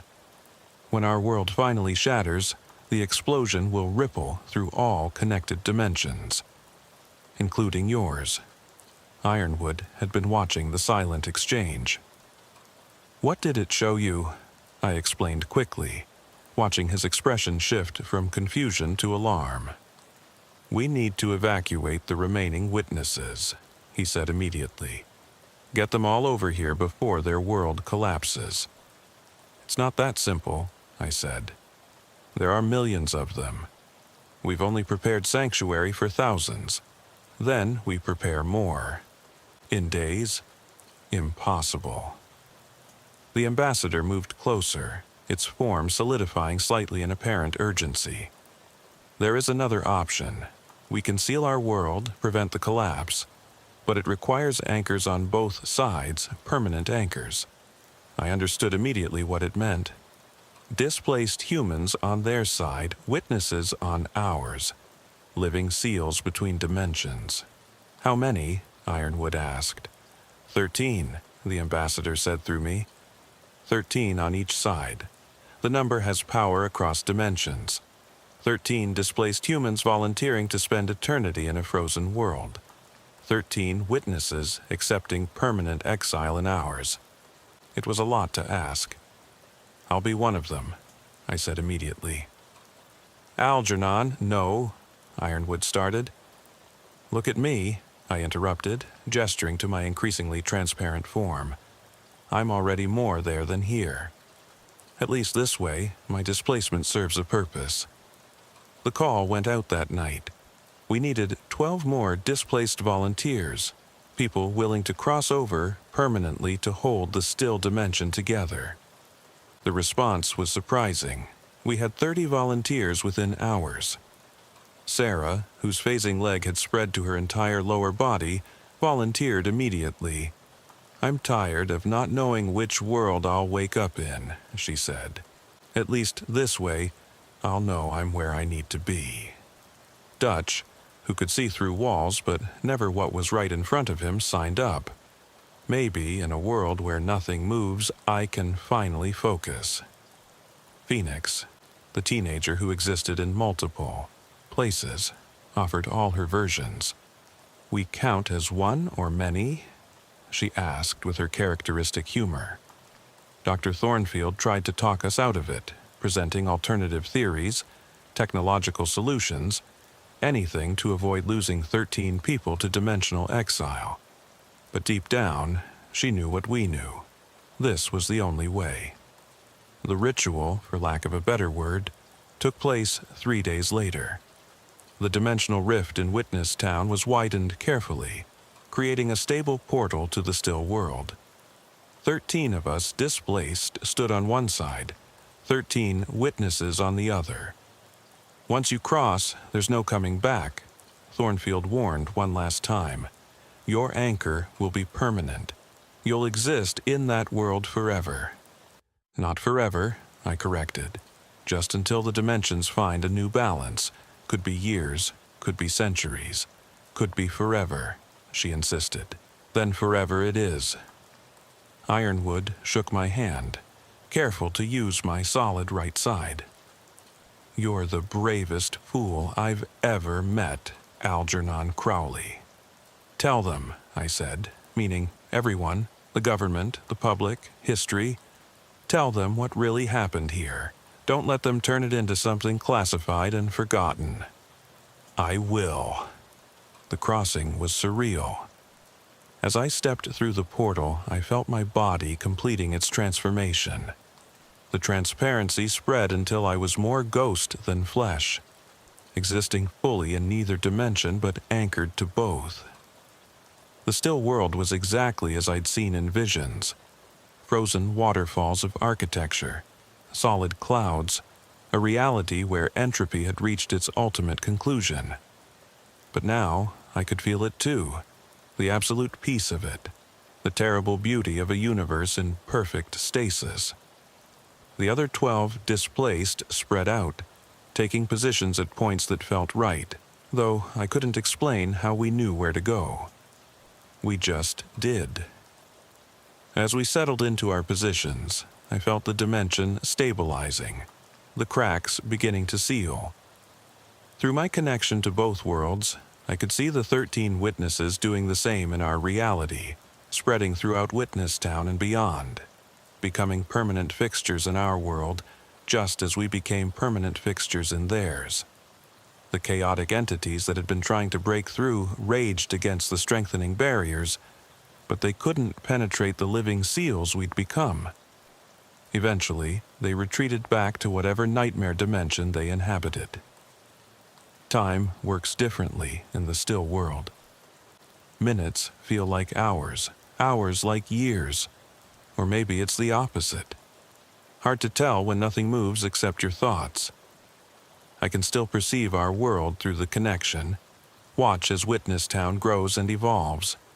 More sanctuary zones are established, in Mongolia, in Siberia, in the Australian outback.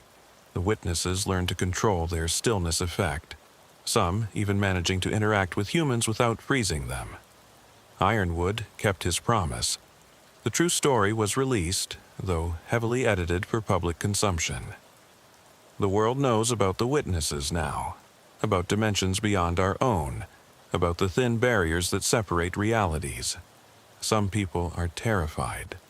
Others are fascinated. Most just add it to the list of impossible things they've had to accept in an increasingly strange world. The displaced who remained in our world became valuable intermediaries, helping establish communication between species that shouldn't be able to coexist, but somehow do. New displacement cases are rare now that the dimensions are stable, but when they occur, there's a support system in place. Dr. Thornfield visits the portal sometimes. She can't see us.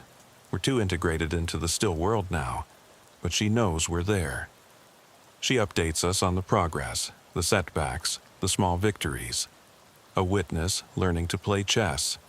A displaced child managing to stay in one place for a whole day. Treaties signed between nations and interdimensional refugees. The other 12 anchors and I have developed our own form of communication, thoughts moving between us like slow currents in a frozen ocean. Sarah found peace in the stillness, her constantly phasing body finally stable. Dutch can see everything clearly here, no walls to confuse his perception. Phoenix exists as one person for the first time in years, though she jokes that she misses arguing with herself. Sometimes I wonder what would have happened if I hadn't investigated those lights that night, if I'd written off the reports as hysteria or hoaxes. Would someone else have made the connection? Would the witnesses have found another way to communicate? Or would both our worlds have been destroyed in the clash between motion and stillness? But those are thoughts for a mind with nothing but time to think them. The truth is, I'm not unhappy here. It's peaceful in a way our world never could be. Nothing changes, nothing decays, nothing dies. We exist in a single eternal moment, holding two realities apart through will alone. And sometimes, in what passes for night in a world without time, I can feel them. All the people we saved, all the ones who didn't become frozen, who didn't get lost between dimensions. They're living their lives, moving through their world, never knowing how close they came to stillness. That's enough. That has to be enough. From my position in the still world, I can perceive the moment of my last communication with our reality. It's always there, always happening, like everything here. Agent Algernon Crowley, final report. The dimensional barriers are stable. The 13 anchors are in position. The still world is contained. The chaos dimension is locked out.